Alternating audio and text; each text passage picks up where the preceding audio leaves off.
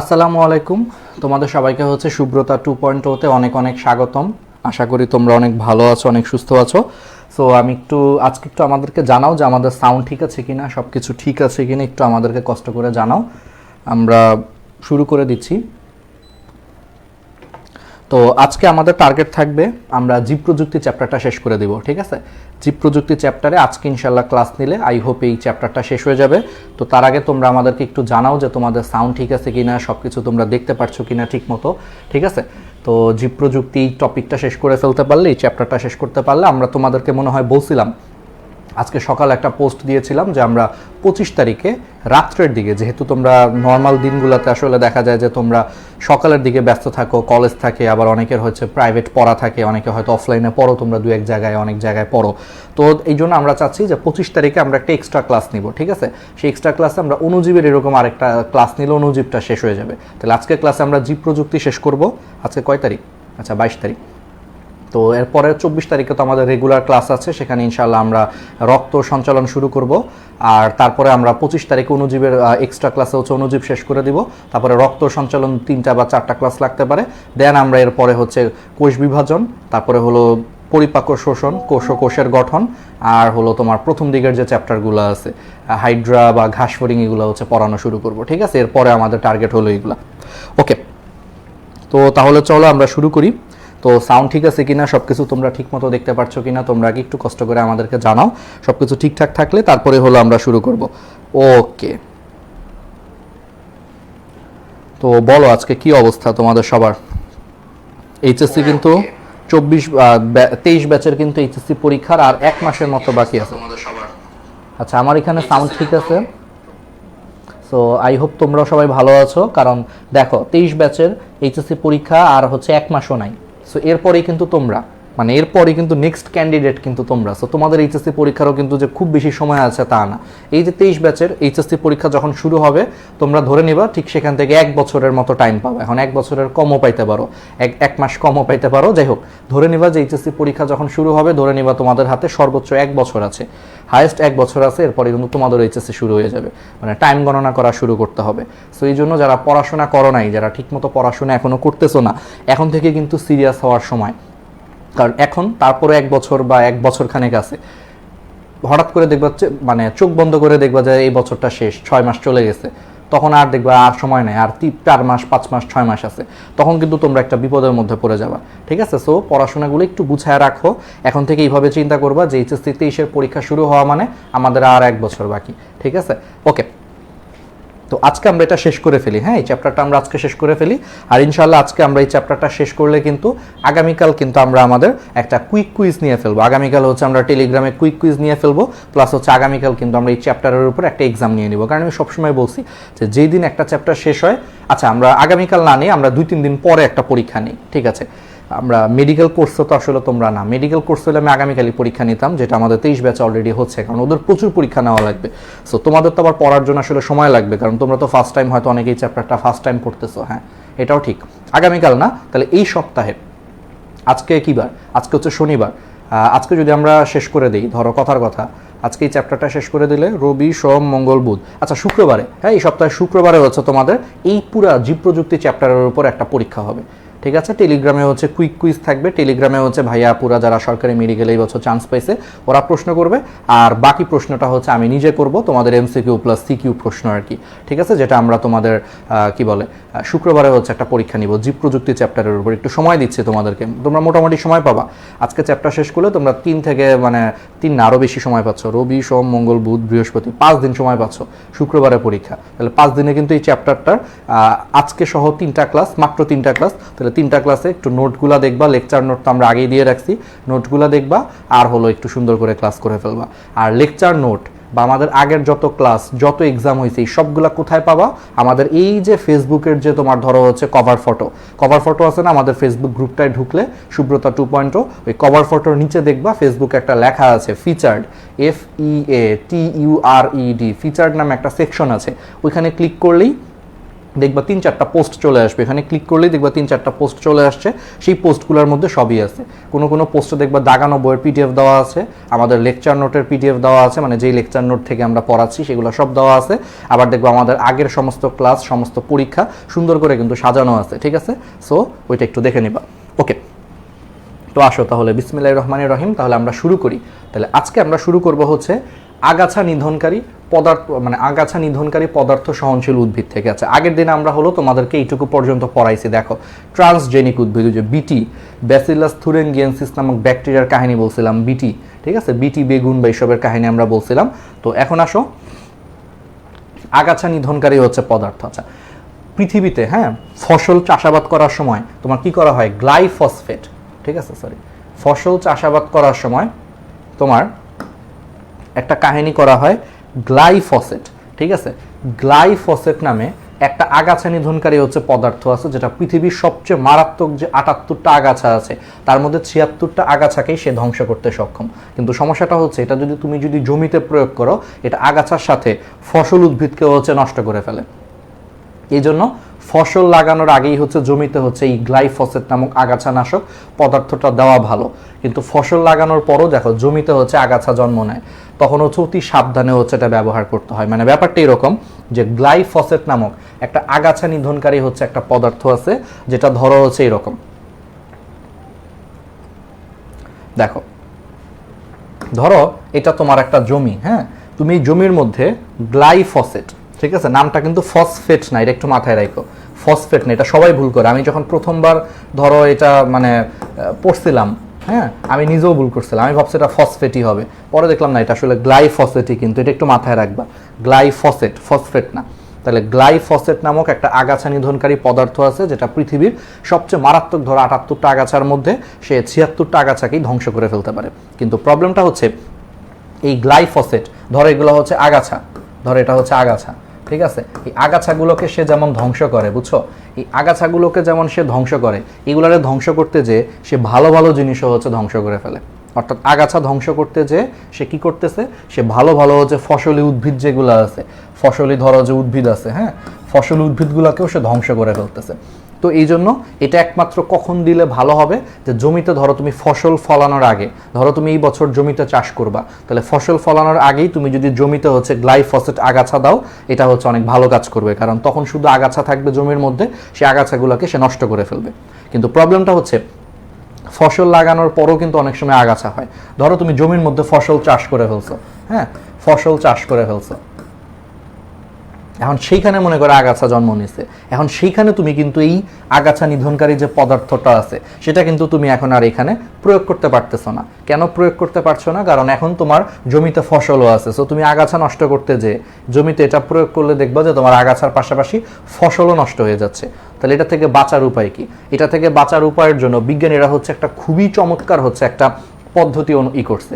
বিজ্ঞানীরা কি করছে, এক ধরনের ব্যাকটেরিয়া আছে, সেই ব্যাকটেরিয়া থেকে তারা ওই যে রিকম্বিনেন্ট ডিএনএ প্রযুক্তির মাধ্যমে সেই ব্যাকটেরিয়ার একটা জিন তারা হচ্ছে তুলা এবং সয়াবিন উদ্ভিদে হচ্ছে অন্তর্ভুক্ত করে তারা এরকম ট্রান্সজেনিক তুলা এবং ট্রান্সজেনিক সয়াবিন উদ্ভিদ তৈরি করছে। ট্রান্সজেনিক কি এটা আমরা লাস্ট ক্লাসে পড়াইছি, কিন্তু 2 নম্বর ক্লাসটা অবশ্যই দেখবা, ঠিক আছে? তাহলে কি করছে বিজ্ঞানীরা হচ্ছে ব্যাকটেরিয়া থেকে হচ্ছে রিকম্বিনেন্ট ডিএনএ প্রযুক্তির মাধ্যমে একটা জিনকে তারা হচ্ছে তুলা এবং সয়াবিন উদ্ভিদে হচ্ছে স্থানান্তর করে তারা এরকম একটা ট্রান্সজেনিক তুলা আর ট্রান্সজেনিক হচ্ছে তোমার সয়াবিন উদ্ভিদ হচ্ছে তোমার তৈরি করতে সক্ষম হয়েছে। যেই ট্রান্সজেনিক তুলা এবং ট্রান্সজেনিক সয়াবিন উদ্ভিদ যারা হচ্ছে আগাছার বিরুদ্ধে কি করে, প্রতিরোধ গড়ে তুলতে পারে। অর্থাৎ আমরা তাহলে কি করছি, আমরা বাইরে থেকে ধরো এটা ব্যাকটেরিয়া, তাহলে সেই ব্যাকটেরিয়ার মনে করো একটা জিন ছিল, সেই জিনটাকে কেটে ওই যে রিকম্বিনেন্ট ডিএনএ প্রযুক্তির মাধ্যমে তুলা গাছের মনে করো তোমার ব্যাকটেরিয়ার মধ্যে যুক্ত করে দিছি, বা সয়াবিন গাছের ব্যাকটেরিয়ার মধ্যে যুক্ত করে দিছি। ফলে ওই ব্যাকটেরিয়া থেকে সেই জিনটা এখন তুলা গাছ বা সয়াবিন গাছে হচ্ছে দিয়ে দেওয়ার কারণে তারা আগাছার বিরুদ্ধে এখন প্রতিরোধ ব্যবস্থা গড়ে উঠছে। মানে অর্থাৎ ওদেরকে তুমি যতই আগাছা দাও, ওদের জিনের মধ্যে যেহেতু এখন একটা আগাছা প্রতিরোধকারী একটা উপাদান তুমি দিয়ে দিছো, ওরা এখন আর আগাছা দিলে নষ্ট হয় না। সো এখন এরকম একটা জমিতে তুমি কিন্তু এখন নিশ্চিন্তে হচ্ছে আগাছা নিধনকারী গ্লাইফসেট কিন্তু ব্যবহার করতে পারবা। কেন পারবা? কারণ এই সবগুলা গাছ কিন্তু এখন ট্রান্সজেনিক গাছ, অর্থাৎ এই গাছে আগাছার বিরুদ্ধে প্রতিরোধকারী জিনগুলা রিকম্বিনেন্ট ডিএনএ প্রযুক্তির মাধ্যমে ব্যাকটেরিয়া থেকে আমি অলরেডি দিয়ে দিছি। অলরেডি দিয়ে দেওয়ার কারণে এখন এখানে যতই আগাছা জন্মাক, ধরো যতই এখানে আগাছা জন্মাক, আমি ইচ্ছা মতো এখানে দিতে পারবো। ইচ্ছা মতো এখানে আগাছা প্রয়োগ করলে এখন শুধুমাত্র আগাছাগুলাই নষ্ট হয়ে যাবে, কিন্তু এই গাছগুলার কোনো ক্ষতি হবে না, কারণ এই গাছগুলার মধ্যে অলরেডি আগাছার বিরুদ্ধে প্রতিরোধকারী জিনগুলা আমি রিকম্বিনেন্ট ডিএনএ টেকনোলজির মাধ্যমে দিয়ে দিছি। ফলে গাছের কোনো ক্ষতি হবে না। এখন তুমি ইচ্ছা মতো ওষুধ মিশিয়ে আগাছা নষ্ট করতে পারবা। তাহলে এটা একটা ইম্পর্টেন্ট প্রয়োগ আর কি, এটাই বলা হয়েছে যে এখন এইসব ফসলের জমিতে এখন নিশ্চিন্তে তোমার গ্লাইফোসেট হার্বিসাইড, এটা আগাছাটার পুরা মানে আগাছা নিধনকারী পদার্থের পুরা নামটা গ্লাইফোসেট হার্বিসাইড প্রয়োগ করা চলে। তাহলে বুঝছো, এটা এমসিকিউতে আসতে পারে যে পৃথিবীতে সবচেয়ে মারাত্মক 78টা আগাছার মধ্যে 76টা আগাছাকেই ধ্বংস করে এরকম একটা রাসায়নিক পদার্থের নাম কি? Glyphosate herbicide. তাহলে এখন তুমি ইচ্ছা মতো কিন্তু জমির মধ্যে গ্লাইফোসেট হার্বিসাইড প্রয়োগ করতে পারবা, কারণ তোমার যে উদ্ভিদ ফসলগুলো অর্থাৎ তুলা বা সয়াবিন, কথার কথা, এগুলো এখন অলরেডি ট্রান্সজেনিক তুলা বা ট্রান্সজেনিক সয়াবিন হয়ে গেছে। ফলে এখানে তুমি এখন যারাই মানে যে আগাছাই ওষুধই প্রয়োগ করো না কেন, ওদের কোনো ক্ষতি হচ্ছে না, শুধুমাত্র আগাছাগুলো নষ্ট হয়ে যাচ্ছে। ঠিক আছে, এটা বেসিক। পারা যাবে সুপার রাইস। আচ্ছা, সুপার রাইসটা খুব ইম্পর্টেন্ট। ঠিক আছে, সুপার রাইস এই জিনিসটা একটু আমি তোমাদেরকে বলে দিই যে বাংলাদেশ সহ এশিয়ার বিভিন্ন দেশে, ঠিক আছে, ছোট ছোট ছেলেমেয়েরা ভিটামিন এর অভাব আছে। ঠিক আছে, এই জন্য এই ভিটামিন এর অভাবে বলতো বাচ্চাদের কি হয়? ভিটামিন এর অভাবে বাচ্চাদের রাতকানা হয়। ঠিক আছে, এই জিনিসটা রাতকানার হয়। তাহলে বাংলাদেশ সহ এশিয়ার যে বিভিন্ন যত কান্ট্রি আছে, সেই কান্ট্রির ছোট ছোট ছেলে মেয়েদের কিন্তু ভিটামিন এর কিন্তু ঘাটতি আছে। তো ভিটামিন এর ঘাটতির কারণে বলতো রাতকানা রোগ হয়। এটা আমরা ছোটবেলায় পড়ছি যে ভিটামিন এর অভাবের কারণে রাতকানা রোগ হয়। সো বাংলাদেশের ছোট ছোট বাচ্চা কাচ্চাদের যদি ভিটামিন এর যদি এরকম অভাব থাকে, তাহলে তাদের কি হবে? তাহলে তাদের রাতকানা রোগ হবে, তাই না? যেই সমস্ত খাবারের অভাবে রাতকানা রোগ হবে। এখন বিজ্ঞানীরা হঠাৎ করে চিন্তা করে দেখলো যে এশিয়ার মানুষদের কিন্তু প্রধান খাদ্য ভাত। তো আমরা যদি ভাতের মাধ্যমে সামহাও যদি আমি ভিটামিন এর যদি অভাব পূরণ করতে পারি, তাহলে কিন্তু এই এলাকার যারা বাচ্চা কাচ্চা আছে তাদের কিন্তু আর কখনো ভিটামিন এর ঘাটতি হবে না। তুমি চিন্তা করো, আমরা কিন্তু প্রত্যেক বেলা আর কিছু খাই বা না খাই, আমরা কিন্তু প্রচুর পরিমাণে কিন্তু ভাত খাই। তাহলে সেই ভাতের মাধ্যমে যদি সামহাও আমাদের ভিটামিন এর যদি ঘাটতি পূরণ হয় ভাতের মাধ্যমে, তাহলে কিন্তু আমরা কি করতে পারবো বলো তো? তাহলে ভাতের মাধ্যমে তোমার ভিটামিন এর যদি কোনো কারণে ঘাটতি পূরণ হয়, তাহলে কিন্তু আমরা খুব সুন্দর করে কি করতে পারতেছি? খুব সুন্দর করে কিন্তু তখন আমাদের রাতকানা রোগটা থেকে আমরা বেঁচে থাকতে পারতেছি। ব্যাপারটা এরকম। এই উদ্দেশ্যকে সামনে রেখে সুইডেনের বিজ্ঞানী ইনগো পট্রিকাস, ঠিক আছে, এবং তার সহযোগীরা, মেইন বিজ্ঞানীর নাম ছিল ইনগো পট্রিকাস এবং তার সহযোগীরা এক ধরনের সুপার রাইস উদ্ভাবন করেছেন। তারা জ্যাপোনিকা, এটা একটা ধানের নাম, তাহলে তারা জ্যাপোনিকা টাইপ ধানের মধ্যে ড্যাফোডিল একটা ফুল, সেই ড্যাফোডিল থেকে বিটা ক্যারোটিন তৈরির তোমার 4টা জিন এবং অতিরিক্ত আয়রন তৈরির জন্য 3টা জিন রিকম্বিনেন্ট ডিএনএ প্রযুক্তির মাধ্যমে অ্যাড করে দিছে। ফলে এই ধানের যদি তুমি ভাত খাও, তাহলে এই ধানের ভিতরে তোমার এখন অতিরিক্ত আয়রন তৈরি করার জন্য দায়ী যে জিন দেওয়া আছে, আবার বিটা ক্যারোটিন তৈরির জন্য দায়ী জিন দেওয়া আছে। এই বিটা ক্যারোটিন থেকেই কিন্তু আসলে ভিটামিন এ তৈরি হয়। বুঝতে পারছো? তো এইগুলো দেওয়ার কারণে এখন এই ভাত যারা খাবে তাদের আর কখনো ভিটামিন এর ঘাটতিও হবে না, আবার অতিরিক্ত আয়রন থাকার কারণে মায়েরা রক্ত শূন্যতাও ভুগবে না। কারণ রক্ত শূন্যতায় ভুগার একটা মেইন কারণ আমাদের শরীরে আয়রনের অভাব হইলে রক্ত শূন্যতা হয়। কারণ বলতো কেন আমাদের শরীরে আয়রনের অভাব হইলে রক্ত শূন্যতা হয়? একটা সিম্পল বেসিক, এটা তোমরা সবাই জানো। আমাদের শরীরে লোহিত রক্তকণিকার মধ্যে একটা খুবই গুরুত্বপূর্ণ উপাদান থাকে, সেটাকে কি বলে? হিমোগ্লোবিন বলে। তো হিমোগ্লোবিনের মধ্যে আমরা সবাই জানি 2টা অংশ আছে, একটা অংশ হিম আর একটা অংশ গ্লোবিন। তাহলে এই হিমযুক্ত যে অংশটা আছে এইখানে তোমার আয়রন থাকে।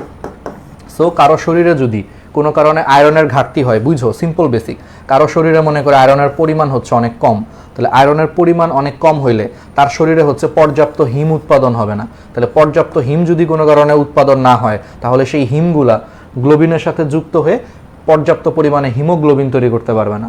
আর পর্যাপ্ত পরিমাণে হিমোগ্লোবিন তৈরি না করলে তার শরীরে লোহিত রক্তকণিকা ঠিকমতো উৎপাদন হবে না, ফলে রক্ত শূন্যতায় ভুগবে। বুঝতে পারছো? Simple basic. এই কারণে আয়রনের ঘাটতি হইলে হিম উৎপাদন হয় না, হিম ঠিকমতো উৎপাদন না হইলে হিমোগ্লোবিন উৎপাদন হয় না, হিমোগ্লোবিন না হইলে লোহিত রক্তকণিকা উৎপাদন হয় না। এই জন্য যার শরীরে আয়রনের ঘাটতি হয় সে কিন্তু রক্তশূন্যতায় ভুগে। সো ইনগো পট্রিকাস এবং তার সহযোগীরা কি করছে, জ্যাপোনিকা টাইপ একটা ধানে তারা, ড্যাফোডিল হচ্ছে একটা ফুলের নাম, সেই ড্যাফোডিলে হচ্ছে তোমার বিটা ক্যারোটিন তৈরি হয়, তাহলে সেই ড্যাফোডিল থেকে বিটা ক্যারোটিন তৈরির হচ্ছে তোমার 4টা জিন এবং অতিরিক্ত আয়রন তৈরির জন্য আরও 3টা জিন রিকম্বিনেন্ট ডিএনএ প্রযুক্তির মাধ্যমে হচ্ছে ধানে অ্যাড করে দিছে। ফলে সেই ধানটাকে চাষাবাদ করলে এখন সেই ধান থেকে যে ভাত হয় ওই ভাতটা খাইলে সেখানে তুমি পর্যাপ্ত পরিমাণে ভিটামিন এও পাচ্ছ, আবার তুমি আয়রনও পাচ্ছ, কারণ সেই ধানের ভিতরে অলরেডি আয়রন এবং ভিটামিন এ তৈরি করার জন্য দায়ী জিনগুলো দিয়ে দেওয়া হয়েছে। ফলে অটোমেটিক সেখান থেকে আয়রন তৈরি হচ্ছে, ভিটামিন এ তৈরি হচ্ছে, ফলে তোমাদের রক্তশূন্যতার সমস্যাটাও মানে এই এশিয়ার যে মায়েরা যে দেহে রক্তশূন্যতায় ভুগে সেটাও হচ্ছে না, আবার ছোট ছোট বাচ্চা কাচ্চারা ভিটামিন এর অভাবজনিত রাতকানা রোগ থেকেও রক্ষা পাচ্ছে। এই ধরনের ধানকে এই জন্য নাম দেওয়া হয়েছে সুপার রাইস বা গোল্ডেন রাইস। ঠিক আছে, এই ধানকে নাম দিয়েছে হচ্ছে তোমার সুপার রাইস বা গোল্ডেন রাইস। এটা হচ্ছে বর্তমানে বাংলাদেশে হচ্ছে চাষাবাদ হচ্ছে। ঠিক আছে, তারপরে আরেকটা কাহিনী আছে রোগ প্রতিরোধক্ষম জাত উদ্ভাবন, এগুলো সবই হচ্ছে প্রয়োগ। এখন একবার করে দেখো যে রিকম্বিনেন্ট ডিএনএ প্রযুক্তির মাধ্যমে বর্তমানে হচ্ছে রোগ প্রতিরোধ ক্ষমতা সম্পন্ন বিভিন্ন ধরনের হচ্ছে ফসলের জাত উদ্ভাবন করা হয়েছে, যেমন টোবাকো মোজাইক ভাইরাস, তারপরে পটেটো ভাইরাস। এই ভাইরাসের কোট প্রোটিন জিন দিয়ে ট্রান্সফরমেশনকৃত বর্তমানে তামাক গাছ হচ্ছে চাষাবাদ করা হয়েছে। অর্থাৎ আমরা সবাই জানি যে টোবাকো মোজাইক ভাইরাস এটা কি করে, তামাক গাছকে আক্রমণ করে। এই টোবাকো মোজাইক ভাইরাসের থেকেই একটা জিন নেওয়া হয়েছে, যেই জিনটা বর্তমানে হচ্ছে তোমার তামাক গাছের পাতার মধ্যে রিকম্বিনেন্ট ডিএনএ প্রযুক্তির মাধ্যমে তামাক গাছের মনে করে একটা কোষের ভিতরে ঢুকায় দেওয়া হয়েছে। এতে করে কি হয়েছে, সেখান থেকে যে তামাক গাছটা হচ্ছে সেই তামাক গাছটা এই টোবাকো মোজাইক ভাইরাসের বিরুদ্ধে প্রতিরোধ ব্যবস্থা গড়ে তুলতেছে, নিজে থেকেই প্রতিরোধ ব্যবস্থা গড়ে তুলতেছে। তোমাকে আলাদা করে কোনো কীটনাশক দেওয়া লাগতেছে না, কিছুই দেওয়া লাগতেছে না, জাস্ট রিকম্বিনেন্ট ডিএনএ প্রযুক্তির মাধ্যমে ওই টোবাকো মোজাইক ভাইরাসের বিরুদ্ধে প্রতিরোধ গড়ে তুলে এরকম একটা জিন তুমি হচ্ছে তামাক গাছের কোষের মধ্যে দিয়ে দিছো। ফলে সেখান থেকে যখন তামাক গাছ হয়েছে অটোমেটিক সেই পুরা তামাক গাছটা সেই ভাইরাসের বিরুদ্ধে অটোমেটিক প্রতিরোধ ব্যবস্থা গড়ে তুলছে। ফলে তাকে আর ভাইরাস আক্রমণ করতে পারতেছে না, আর তোমাকে আলাদা করে হচ্ছে কীটনাশকও দেওয়া লাগতেছে না, কিছুই করা লাগতেছে না, অটোমেটিক সে প্রতিরোধ গড়ে তুলতেছে। ঠিক আছে, এইভাবে হচ্ছে তোমার একইভাবে পেঁপের রিং স্পট প্রতিরোধকারী হচ্ছে তোমার জাত উদ্ভাবন করা হয়েছে। এটা কিন্তু আবার আমরা পড়ছিলাম কোন চ্যাপ্টারে বলো তো, অণুজীব চ্যাপ্টারে পড়ছিলাম যে পাপায়া রিং স্পট ভাইরাস, তাই না? পাপায়া রিং স্পট ভাইরাস হচ্ছে তোমার পেঁপে গাছে এরকম রিংয়ের মতো হচ্ছে দাগ সৃষ্টি করে, তো সেই রিং স্পট প্রতিরোধী হচ্ছে জাত উদ্ভাবন করা হয়েছে। তাহলে কি পারা যাবে? তাহলে এগুলো আমরা পড়ে ফেলবো। এবার আসো নাইট্রোজেন সংবন্ধন।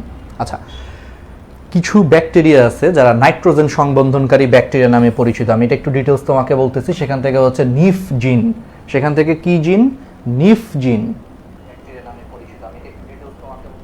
দাঁড়াও, সেখান থেকে হচ্ছে নিফ জিন যেটা নাইট্রোজেন সংবন্ধনের জন্য দায়ী। এই নিফ জিনগুলা ইকোলাই ব্যাকটেরিয়াতে হচ্ছে স্থানান্তর করে তোমার বর্তমানে হচ্ছে আশা করা হচ্ছে যে নিফ জিনবাহী ব্যাকটেরিয়ার যদি জমিতে ব্যবহার করো তাহলে নাইট্রোজেন ঘটিত সার প্রয়োগটা কমাইতে হবে বা একেবারে হচ্ছে বন্ধ করে ফেলতে পারবা। আচ্ছা, জিনিসটা কি এটা একটু তোমাদের ডিটেলস দরকার। নাইট্রোজেন সংবন্ধনকারী ব্যাকটেরিয়া, নাইট্রোজেন সংবন্ধনকারী ব্যাকটেরিয়া বলতে কি বোঝায়? দেখো, বাতাসের মধ্যে যে নাইট্রোজেনটা থাকে একটু এটা খেয়াল করো, এটা একটু ডিটেলস বলি। ধরো এখানে একটা গাছ আছে, ঠিক আছে, এখানে একটা গাছ আছে, দেখছো আমি কত সুন্দর ছবি আঁকি। তোমরা কি খেয়াল করছো যে আমাদের ছবি আঁকার হাত কিন্তু আমার খুবই সুন্দর আল্লাহর রহমতে, তাই না? এই ছবিগুলো যদি আমি লিওনার্দো দা ভিঞ্চির সময় আঁকতাম, পৃথিবীতে লিওনার্দো দা ভিঞ্চির আজকে কোনো নাম থাকতো না। সবাই তোমরা রাহাত ভাইয়ার নাম শুনতা, তোমরা বই পুস্তকে পড়তা যে এরকম 1400 শতকে হচ্ছে রাহাত ভাই নামে একজন ছিল যে একবারে সুন্দর ছবি আঁকতো। তাহলে আমার একটাই দুঃখ যে আমি তার সময় জন্ম নেই নাই আর কি, নিলে আর লিওনার্দো দা ভিঞ্চির আসলে কোনো ভাব থাকতো না, অথবা পাবলো পিকাসো এদের কোনো ভাব থাকতো না, বুঝছো? এত সুন্দর আমি ছবি আঁকি। যাই হোক, এটা একটা গাছ, এটা হচ্ছে গাছের ডালপালা আর এটা হচ্ছে গাছের মূল আর কি, ঠিক আছে? আচ্ছা, তো এখন গাছ কি করে? বাতাস থেকে হচ্ছে, দেখো উদ্ভিদের তোমরা অত্যাবশ্যকীয় পুষ্টি উপাদান আছে, এখন উদ্ভিদের অত্যাবশ্যকীয় পুষ্টি উপাদানের মধ্যে একটা খুবই গুরুত্বপূর্ণ উপাদান হচ্ছে নাইট্রোজেন। তাহলে উদ্ভিদের কি লাগে? বাতাস থেকে হচ্ছে তাকে নাইট্রোজেন গ্রহণ করতে হয়, তাহলে বাতাস থেকে তার নাইট্রোজেনটা দরকার। কিন্তু প্রবলেমটা হচ্ছে বায়ুমণ্ডলে নাইট্রোজেন কিন্তু অনেক বেশি আছে, কারণ আমরা জানি যে বায়ুমণ্ডলের 78% নাইট্রোজেন আছে, ঠিক আছে, খুব ভালো কথা। কিন্তু উদ্ভিদ কখনো বাতাস থেকে সরাসরি নাইট্রোজেন গ্রহণ করতে পারে না, এটা একটা প্রবলেম। কোনো উদ্ভিদই সরাসরি হচ্ছে বাতাস থেকে কি করতে পারতেছে না, নাইট্রোজেন গ্রহণ করতে পারতেছে না, কিন্তু ওর দেহের জন্য নাইট্রোজেন দরকার। তাহলে সেই নাইট্রোজেনটা কেমনে উদ্ভিদ শোষণ করে? দেখো, এই নাইট্রোজেনটা বিভিন্ন বিক্রিয়ার মাধ্যমে, বাতাসের বিভিন্ন বিক্রিয়ার মাধ্যমে সে হচ্ছে নাইট্রেট লবণে পরিণত হয়। নাইট্রোজেন থেকে নাইট্রেট লবণে পরিণত হয়, পরে সেই লবণটা হচ্ছে মাটির সাথে মিশে যায়। মাটির সাথে যখন এই নাইট্রেট লবণটা হচ্ছে মিশে যায়, তখন সেই নাইট্রেট লবণটাকে হচ্ছে উদ্ভিদ কি করতেছে, মূলের মাধ্যমে শোষণ করতেছে। মূলের মাধ্যমে শোষণ করে তারপরে হচ্ছে উদ্ভিদের দেহে নাইট্রোজেনের ঘাটতি পূরণ হচ্ছে। আর এই যে বাতাসে নাইট্রোজেনকে নাইট্রেট লবণে পরিণত করে মাটিতে মিশে যেতে সাহায্য করে এক ধরনের ব্যাকটেরিয়া, ওই ব্যাকটেরিয়াটাকেই তোমার বলা হয় নাইট্রোজেন সংবন্ধনকারী ব্যাকটেরিয়া। তাহলে এবার বুঝতে পারছো যে বাতাসে নাইট্রোজেনকে নাইট্রেট লবণে পরিণত করে মাটিতে মিশে যেতে এই পুরো প্রক্রিয়াটাই হেল্প করে হচ্ছে এক ধরনের ব্যাকটেরিয়া। সেই ব্যাকটেরিয়াগুলোরে তোমার বলা হচ্ছে নাইট্রোজেন সংবন্ধনকারী ব্যাকটেরিয়া। তাহলে নাইট্রোজেন সংবন্ধনকারী ব্যাকটেরিয়াগুলো কি করতেছে, নাইট্রোজেনকে নাইট্রেট লবণে পরিণত করে উদ্ভিদের কাছাকাছি নিয়ে আসতেছে। পরবর্তীতে উদ্ভিদ মূলের মাধ্যমে হচ্ছে সেই নাইট্রেটগুলোকে শোষণ করে তার নাইট্রোজেনের ঘাটতি পূরণ হচ্ছে। তাহলে এটা কি অনেক ভালো না, অনেক উপকারী একটা কাজ করতেছে ব্যাকটেরিয়াগুলো। তাহলে এখন এই যে নাইট্রোজেন সংবন্ধনকারী যে ব্যাকটেরিয়াগুলো আছে, সেই নাইট্রোজেন সংবন্ধনকারী ব্যাকটেরিয়ার মধ্যে বিজ্ঞানীরা একটা স্পেশাল জিন পেয়েছে, সেই জিনটার নাম হচ্ছে নিফ জিন। তাহলে নিফ জিন নামে একটা স্পেশাল জিন পেয়েছে নাইট্রোজেন সংবন্ধনকারী হচ্ছে তোমার ব্যাকটেরিয়ার মধ্যে। এই নিফ জিনটাকে রিকম্বিনেন্ট ডিএনএ প্রযুক্তির মাধ্যমে বিজ্ঞানীরা বর্তমানে ইকোলাই নামে আরেকটা ব্যাকটেরিয়ার মধ্যে স্থাপন করছে। এই নিফ জিন অর্থাৎ যেই জিনের জন্য ব্যাকটেরিয়াগুলো হচ্ছে এরকম নাইট্রোজেন সংবন্ধন করতে পারে, সেই জিনটাকে রিকম্বিনেন্ট ডিএনএ প্রযুক্তির মাধ্যমে ইকোলাই নামে একটা ব্যাকটেরিয়ার মধ্যে স্থাপন করছে। করার পর তারা এখন বর্তমানে ইকোলাইয়ের চাষাবাদ করতেছে। ইকোলাইয়ের হচ্ছে তোমার চাষাবাদ করার কারণে আলটিমেটলি কি হচ্ছে, ইকোলাইয়ের হচ্ছে তোমার চাষাবাদ করার কারণে এখন সেই ইকোলাই তুমি যদি জমির মধ্যে ছিটায়া দাও, ধরো নিফ জিনটাকে রিকম্বিনেন্ট ডিএনএ প্রযুক্তির মাধ্যমে ইকোলাই ব্যাকটেরিয়ার মধ্যে নেওয়ার পর এই ব্যাকটেরিয়াকে তুমি যদি এখন জমির মধ্যে ছড়া ছিটায়া দাও, জমির মধ্যে ছড়া ছিটায় দিলে কি হবে, এই ইকোলাই ব্যাকটেরিয়া কি করবে, অটোমেটিক বাতাসের নাইট্রোজেনকে নাইট্রেট লবণে পরিণত করে হচ্ছে মাটিতে মিশিয়ে দিবে, উদ্ভিদ হচ্ছে শোষণ করবে। এতে করে তোমার যে লাভ হবে, তোমাকে নাইট্রোজেন ঘটিত সার প্রয়োগ করা লাগবে না। তুমি খেয়াল করে দেখো, কৃষকরা কিন্তু চাষাবাদ করার জন্য প্রচুর পরিমাণে কিন্তু মাটিতে কি করে, নাইট্রোজেন ঘটিত সার প্রয়োগ করে। এই নাইট্রোজেন ঘটিত সার একদিকে হচ্ছে পরিবেশের দূষণ করতেছে, আবার এগুলো কিন্তু অনেক এক্সপেন্সিভ। কিন্তু সেই জায়গায় যদি আমি রিকম্বিনেন্ট ডিএনএ প্রযুক্তির মাধ্যমে নিফ জিনটাকে যদি ইকোলাই ব্যাকটেরিয়ার মধ্যে দিয়ে ওরা যদি নাইট্রোজেন সংবন্ধন করাইতে পারি ওরা দিয়ে মাটির মধ্যে, তাহলে অটোমেটিক কিন্তু আমার কোনো সার লাগতেছে না। নাইট্রোজেন সার ছাড়াই দেখো অটোমেটিক কিন্তু নাইট্রোজেনগুলো নাইট্রেট লবণ আকারে পরিণত হয়ে উদ্ভিদে চলে যাচ্ছে। তাহলে বাইরে থেকে আমাকে এক্সট্রা কোনো নাইট্রোজেন সার দেওয়া লাগতেছে না, বা দিলেও অনেক কম পরিমাণে দেওয়া লাগতেছে। এতে করে আমার খরচও কমে যাচ্ছে, আবার নাইট্রোজেন সারের কারণে যে পরিবেশ দূষণ হয় সেটাও কিন্তু কমে যাচ্ছে। এটা বর্তমানে করা হচ্ছে আর কি। ঠিক আছে, তাহলে এই জিনিসটা হচ্ছে আমরা বুঝতে পারলাম। এবার আসো দ্যুতিময় উদ্ভিদ সৃষ্টিতে, এই যে এটা তোমাদের ফেভারিট পার্ট। এই যে এই জিনিসটা আমি বারবার এক্সাম্পল দিচ্ছি, এটা হচ্ছে আমাদের সবারই ফেভারিট পার্ট। যে জোনাকি পোকার দেহে লুসিফারেস নামক একটা এনজাইম থাকে। এই লুসিফারেস নামক এনজাইমের প্রভাবে লুসিফেরিন নামক পদার্থ ক্ষরিত হয়ে আলোর বিচ্ছুরণ ঘটে। তাই জোনাকি পোকা উড়ার সময় হচ্ছে আলোক বিচ্ছুরিত হয়। এখন এই লুসিফেরিন পদার্থ নিঃসরণ নিয়ন্ত্রণকারী যে জিনটা জোনাকি পোকার ডিএনএর মধ্যে আছে, তাহলে সেই জোনাকি পোকার ডিএনএ থেকে এই লুসিফেরিন পদার্থ নিঃসরণকারী জিনটাকে আলাদা করে রিকম্বিনেন্ট ডিএনএ প্রযুক্তির মাধ্যমে বর্তমানে তামাক গাছের কোষের মধ্যে হচ্ছে তোমার দিয়ে দেওয়া হয়েছে। এতে করে সেই তামাক গাছের কোষ থেকে পরবর্তীতে যতগুলো তামাক গাছ হয়েছে, সেই তামাক গাছে হচ্ছে জোনাকি পোকার আলো নিঃসরণের জন্য দায়ী জিনটা থাকার কারণে সেই তামাক গাছটা অটোমেটিক এখন আলো বিচ্ছুরণ করতেছে। রাত্রের বেলা হচ্ছে আলো বিচ্ছুরণ করতেছে, ফলে এটা বেশ শোভাবর্ধক হিসেবে কাজ করতেছে। মানে তুমি ইমাজিন করো যে জোনাকি পোকার মতো লাইট দিচ্ছে তামাক গাছ, এটা করা হয়েছে। অর্থাৎ জোনাকি পোকার এই যে আলোর পিছনে দায়ী যে জিনটা, সেই জিনটাকে জোনাকি পোকার একটা কোষ থেকে সংগ্রহ করে আলাদা করে রিকম্বিনেন্ট ডিএনএ প্রযুক্তির মাধ্যমে তামাক গাছের কোষের মধ্যে দিয়ে দিছে। পরে এখান থেকে যত তামাক গাছ হয়েছে সবগুলা তামাক গাছের কোষের মধ্যে যেহেতু ওই জিনটা আছে, ওই জিনটা আলটিমেটলি তখন কি করতেছে, লুসিফেরিন নামক এক ধরনের পদার্থ ক্ষরণ করতেছে, ফলে জিনিসটা আলো দিচ্ছে। অর্থাৎ তামাক গাছটা রাত্রেবেলা আলো দিচ্ছে জোনাকি পোকার মতো। এই জিনিসটা করা হয়েছে। ঠিক আছে, এটা একটা ইন্টারেস্টিং একটা জিনিস।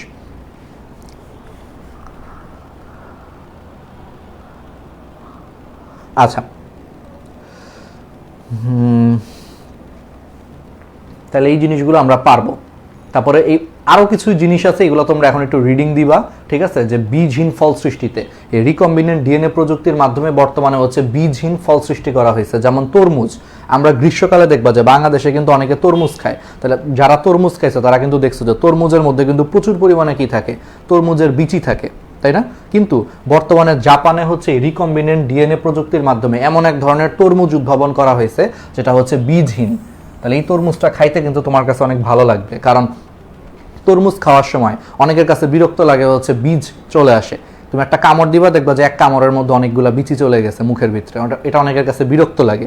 কিন্তু যদি রিকম্বিনেন্ট ডিএনএ প্রযুক্তির মাধ্যমে বর্তমানে হচ্ছে জাপানে এরকম বীজহীন তরমুজ উদ্ভাবন করা হয়েছে, যেই তরমুজ খাইলে তোমার খাইতেও ভালো লাগবে, আবার কোনো বীজ লাগতেছে না মুখের মধ্যে, বুঝছো? এটা একটা ইম্পর্টেন্ট আবিষ্কার আর কি। তারপরে দেখো ব্যাসিলাস সাবটিলিস থেকে হচ্ছে সিএসপি বি জিন ভুট্টা উদ্ভিদে প্রবেশ করিয়ে ভুট্টা উদ্ভিদকে হচ্ছে তোমার খরা প্রতিরোধী করা সম্ভব হয়েছে। আচ্ছা, খরা প্রতিরোধী মানে কি?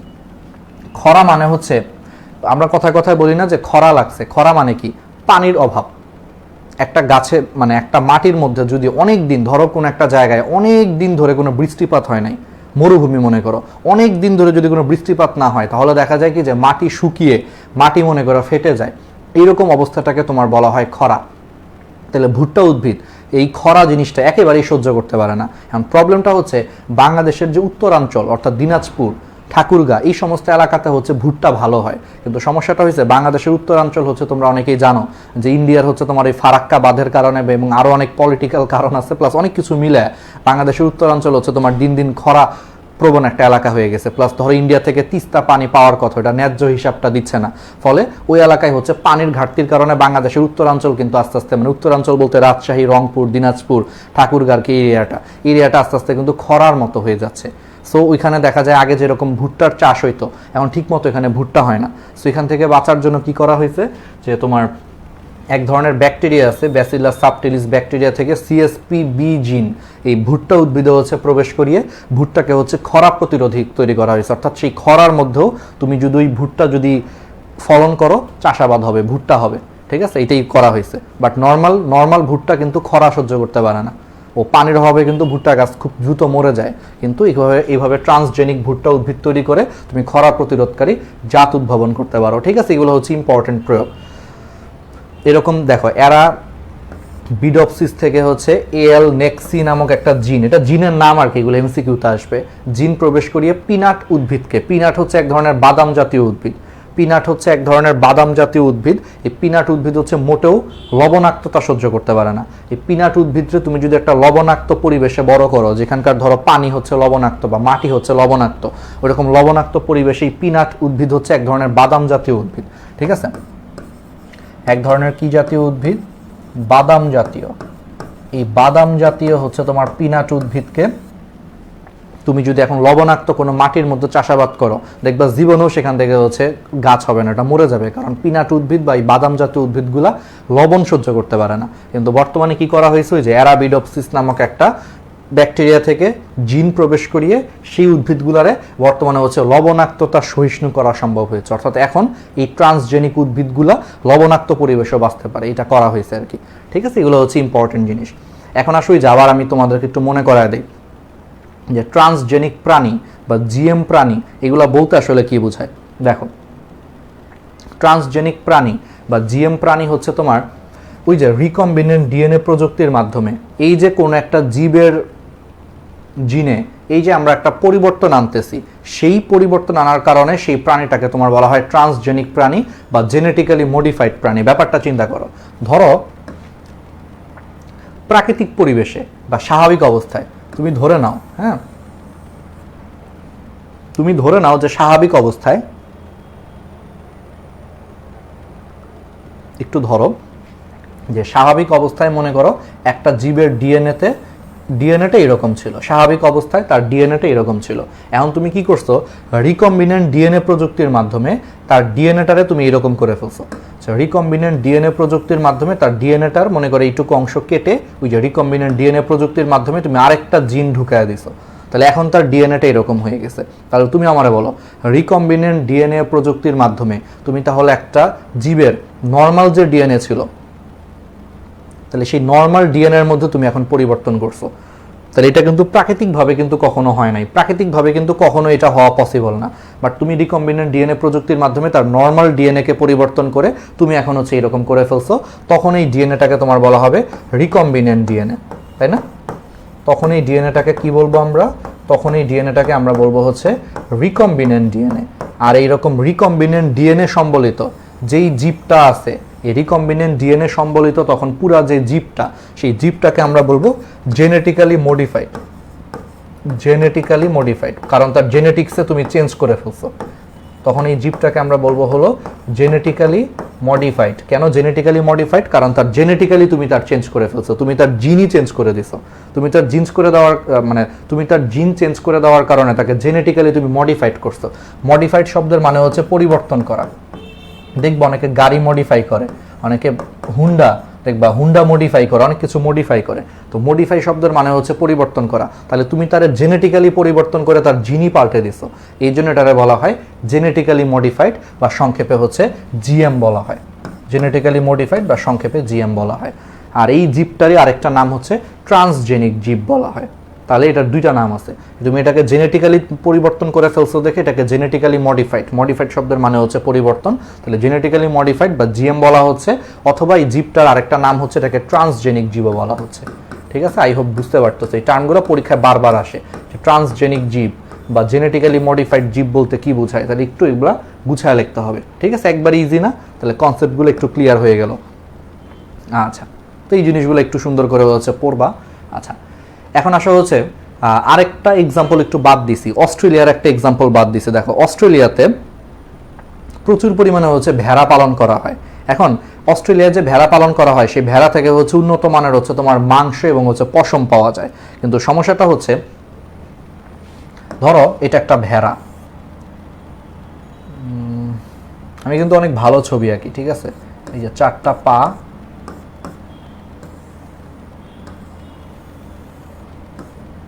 এটা একটা ভেড়া, ঠিক আছে, কি আঁকলাম ভাই, তো নিজে, এটা ভেড়ার হচ্ছে লেজ, ঠিক আছে, 4টা পা, যাই হোক এটা একটা ভেড়া, উন্নত মানের একটা ধর অস্ট্রেলিয়ান ভেড়া আর কি, ঠিক আছে, এই জন্য দেখতে এরকম হয়েছে, খুব সুন্দর একটা ছবি, ঠিক আছে, খুবই চমৎকার। তোমরা চাইলে এটা স্ক্রিনশট নিয়ে তোমাদের বন্ধু বান্ধবদেরকে বলতে পারো যে ভাই আজকে এইচএসসি 24 বা 25-এর বায়োলজি কোর্সে এরকম একটা খুবই চমৎকার ছবি আঁকছে, এই ছবিটা আসলে কি, এটা যে বলতে পারবে আসলে মানে সে আসলে অনেক ট্যালেন্টেড একটা ছেলে আর কি। যাই হোক, তাহলে এটা হচ্ছে অস্ট্রেলিয়ান একটা ভেড়া। তাহলে তুমি খেয়াল করে দেখো যে এই ভেড়াটা, অস্ট্রেলিয়ার যে ভেড়াগুলো আছে এগুলো নর্মালি ক্লোভার জাতীয় ঘাস খায়, এটা ঘাসের একটা নাম আর কি, এক প্রকারের ঘাসের নাম হচ্ছে ক্লোভার জাতীয় ঘাস। তাহলে অস্ট্রেলিয়ার যে ভেড়াগুলো আছে সেগুলো ক্লোভার জাতীয় হচ্ছে ঘাস খেয়ে জীবন ধারণ করে। কিন্তু সমস্যাটা হচ্ছে এই ক্লোভার জাতীয় ঘাসে সালফারের অভাব আছে, এই সালফারের পরিমাণটা এই ঘাসের মধ্যে কম। সো ক্লোভার জাতীয় ঘাস খাওয়ার কারণে ভেড়াদের মনে করো সমস্ত ধরনের পুষ্টির চাহিদা পূরণ হচ্ছে, কিন্তু এই ক্লোভার জাতীয় ঘাসে যেহেতু সালফারের পরিমাণ কম থাকে, সো ভেড়াগুলোর মধ্যে সালফারের ঘাটতি আছে। এই সালফারের ঘাটতি থাকার কারণে ভেড়াগুলোর মাংসও অনুন্নত হয়, আবার এই ভেড়াগুলোর থেকে যে পশম পাওয়া যায় সেই পশমগুলোর কোয়ালিটিও একটু ডাউন কোয়ালিটি হয়। এই জন্যই ভেড়াগুলোরে কি করা হয়, এই ভেড়াগুলোকে মনে করো আলাদা করে সালফার জাতীয় খাবার খাওয়ানো লাগে এই ভেড়াগুলোরে। কিন্তু বর্তমানে কি করা হয়েছে, সূর্যমুখীতে সালফার অ্যামিনো অ্যাসিড সৃষ্টিকারী এক ধরনের জিন আছে। সূর্যমুখী উদ্ভিদ তো তোমরা নাম শুনছো, তাহলে এই সূর্যমুখী উদ্ভিদে একটা জিন আছে, সালফার অ্যামিনো অ্যাসিড সৃষ্টিকারী একটা জিন আছে সূর্যমুখী, ঠিক আছে। তাহলে সূর্যমুখী উদ্ভিদে এরকম কি আছে, এরকম হচ্ছে তোমার সালফার অ্যামিনো অ্যাসিড সৃষ্টিকারী, ঠিক আছে। তাহলে সালফার অ্যামিনো অ্যাসিড, তাহলে সালফার অ্যামিনো অ্যাসিড সৃষ্টিকারী হচ্ছে তোমার এক ধরনের জিন আছে সূর্যমুখীর মধ্যে।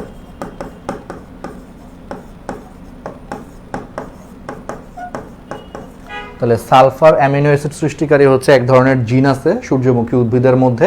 সেই জিনটাকে ওই যে রিকম্বিনেন্ট ডিএনএ প্রযুক্তির মাধ্যমে বর্তমানে কি করা হয়েছে, এই ক্লোভার জাতীয় ঘাসের মধ্যে স্থাপন করা হয়েছে। ফলে সেই ঘাসে এখন ওই সূর্যমুখীর সালফার অ্যামিনো অ্যাসিড সৃষ্টিকারী জিন থাকার কারণে সেই ঘাসটা অটোমেটিক সেখানে সালফার তৈরি করতে পারে। সো সেই ঘাসটা অটোমেটিক সালফার তৈরি করতে পারার কারণে সেই ঘাসের মধ্যে এখন সালফারের ঘাটতি পূরণ হয়ে গেছে। সো এখন ভেড়াগুলা কি হচ্ছে, এই ঘাস খাইলেই আলটিমেটলি তার দেহে সালফারের চাহিদা পূরণ হচ্ছে, তাকে আর আলাদা করে এখন আর সালফার দেওয়ার কোনো দরকার নেই, ফলে খরচ বেঁচে যাচ্ছে এবং এক ঘাস খাওয়ায় তার সালফারের চাহিদাও পূরণ হয়ে যাচ্ছে, সব কিছু পূরণ হয়ে যাচ্ছে। তো এটা বর্তমানে অস্ট্রেলিয়াতে করা হচ্ছে আর কি, ঠিক আছে। তো এগুলো হচ্ছে ইম্পর্টেন্ট জিনিস। এখন আসা হচ্ছে বাংলাদেশে হচ্ছে তোমার এই জেনেটিক্যালি মডিফাইড কি কি খাদ্য ফসল আছে, এটা একটু মাঝে মাঝে আসতে পারে। এখান থেকে একটা সৃজনশীল প্রশ্ন হতে পারে। এখান থেকে কি ধরনের সৃজনশীল প্রশ্ন হতে পারে, যে জেনেটিক্যালি মডিফাইড খাদ্য ফসল কিভাবে বাংলাদেশের অর্থনীতিতে হচ্ছে অবদান রাখতে পারে। বুঝতেই পারতেছো এই চ্যাপ্টারটি একটু বর্ণনামূলক। এই চ্যাপ্টারে তোমার টিস্যু কালচার, তারপরে রিকম্বিনেন্ট ডিএনএ প্রযুক্তি, এগুলোই পরীক্ষায় মেইনলি আসে। তো এটার পাশাপাশি এই চ্যাপ্টারে মনে করো তোমার একটু বর্ণনামূলক প্রশ্ন আসতে পারে যে বাংলাদেশে কিভাবে জেনেটিক্যালি মডিফাইড খাদ্য ফসল হচ্ছে গুরুত্বপূর্ণ ভূমিকা পালন করতেছে, এটা কিন্তু পরীক্ষায় চলে আসতে পারে। ঠিক আছে, তো তাহলে প্রথমেই দেখো এখানে একটা এমসিকিউ খুব ইম্পর্টেন্ট 5 স্টার। বিটি বেগুন, ওই যে একটু আগে গত ক্লাসেও বলছিলাম যে বিটি বেগুন হচ্ছে বাংলাদেশে প্রথম একটি জেনেটিক্যালি মডিফাইড খাদ্য ফসল। তাহলে বিটি বেগুন হচ্ছে বাংলাদেশে প্রথম একটি জেনেটিক্যালি মডিফাইড খাদ্য ফসল। আচ্ছা, বিটি বেগুন মানে কি? এই বিটি শব্দটা আসছে দুইটা শব্দ থেকে, ব্যাসিলাস থুরিঙ্গিয়েন্সিস। তাহলে দেখো ব্যাসিলাস থুরিঙ্গিয়েন্সিস, অনেকে জিএনসিস বলে উচ্চারণটা, আমেরিকান উচ্চারণ একরকম, ব্রিটিশ উচ্চারণ আরেক রকম। তাহলে ব্যাসিলাস থুরিঙ্গিয়েন্সিস, ব্যাসিলাসের বি, থুরিঙ্গিয়েন্সিসের হচ্ছে টি, তাহলে বিটি। তাহলে ব্যাসিলাস থুরিঙ্গিয়েন্সিস নামক এক ধরনের ব্যাকটেরিয়া থেকে তার ক্রিস্টাল প্রোটিন জিন, ক্রিস্টাল এসি এরকম একটা জিন, এটা হচ্ছে বেগুনের ডিএনএতে বা বেগুনের জিনোমে হচ্ছে তোমার অন্তর্ভুক্ত করা হয়েছে। তাহলে মনে রাখবা ব্যাসিলাস থুরিঙ্গিয়েন্সিস নামক একটা ব্যাকটেরিয়ার থেকে ক্রিস্টাল প্রোটিন নামক এই জিনটা এই বেগুনের হচ্ছে তোমার ডিএনএর মধ্যে রিকম্বিনেন্ট ডিএনএ প্রযুক্তির মাধ্যমে অ্যাড করে দেওয়ার কারণে সেই বেগুনটা অটোমেটিক বিভিন্ন ধরনের হচ্ছে তোমার কীট পতঙ্গের বিরুদ্ধে প্রতিরোধ ব্যবস্থা গড়ে তুলতে পারতেছে। অর্থাৎ এই ধরনের বেগুনকে তুমি এখন আর বাইরে থেকে কীটনাশক না দিলেও কোনো সমস্যা নাই, কারণ ওরা অটোমেটিক হচ্ছে তোমার কীট পতঙ্গের বিরুদ্ধে প্রতিরোধ ব্যবস্থা গড়ে তুলতেছে।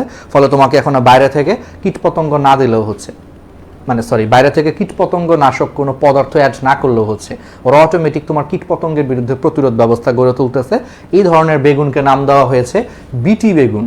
বেগুন তো বেগুন, আর বিটি শব্দটা আসছে ওই যে ব্যাসিলাস থুরিঙ্গিয়েন্সিস থেকে, এই জন্য এই ধরনের বেগুনকে নাম দিচ্ছে বিটি বেগুন। তার মানে বিটি বেগুনে কি করছে, এই ব্যাসিলাস থুরিঙ্গিয়েন্সিস নামক ব্যাকটেরিয়া থেকে একটা স্পেশাল জিন, ক্রিস্টাল প্রোটিন জিন, এটা ডিএনএর মধ্যে অ্যাড করে দেওয়ার কারণে অটোমেটিক এই বেগুনটা কীটপতঙ্গের বিরুদ্ধে প্রতিরোধ ব্যবস্থা গড়ে তুলতে পারতেছে।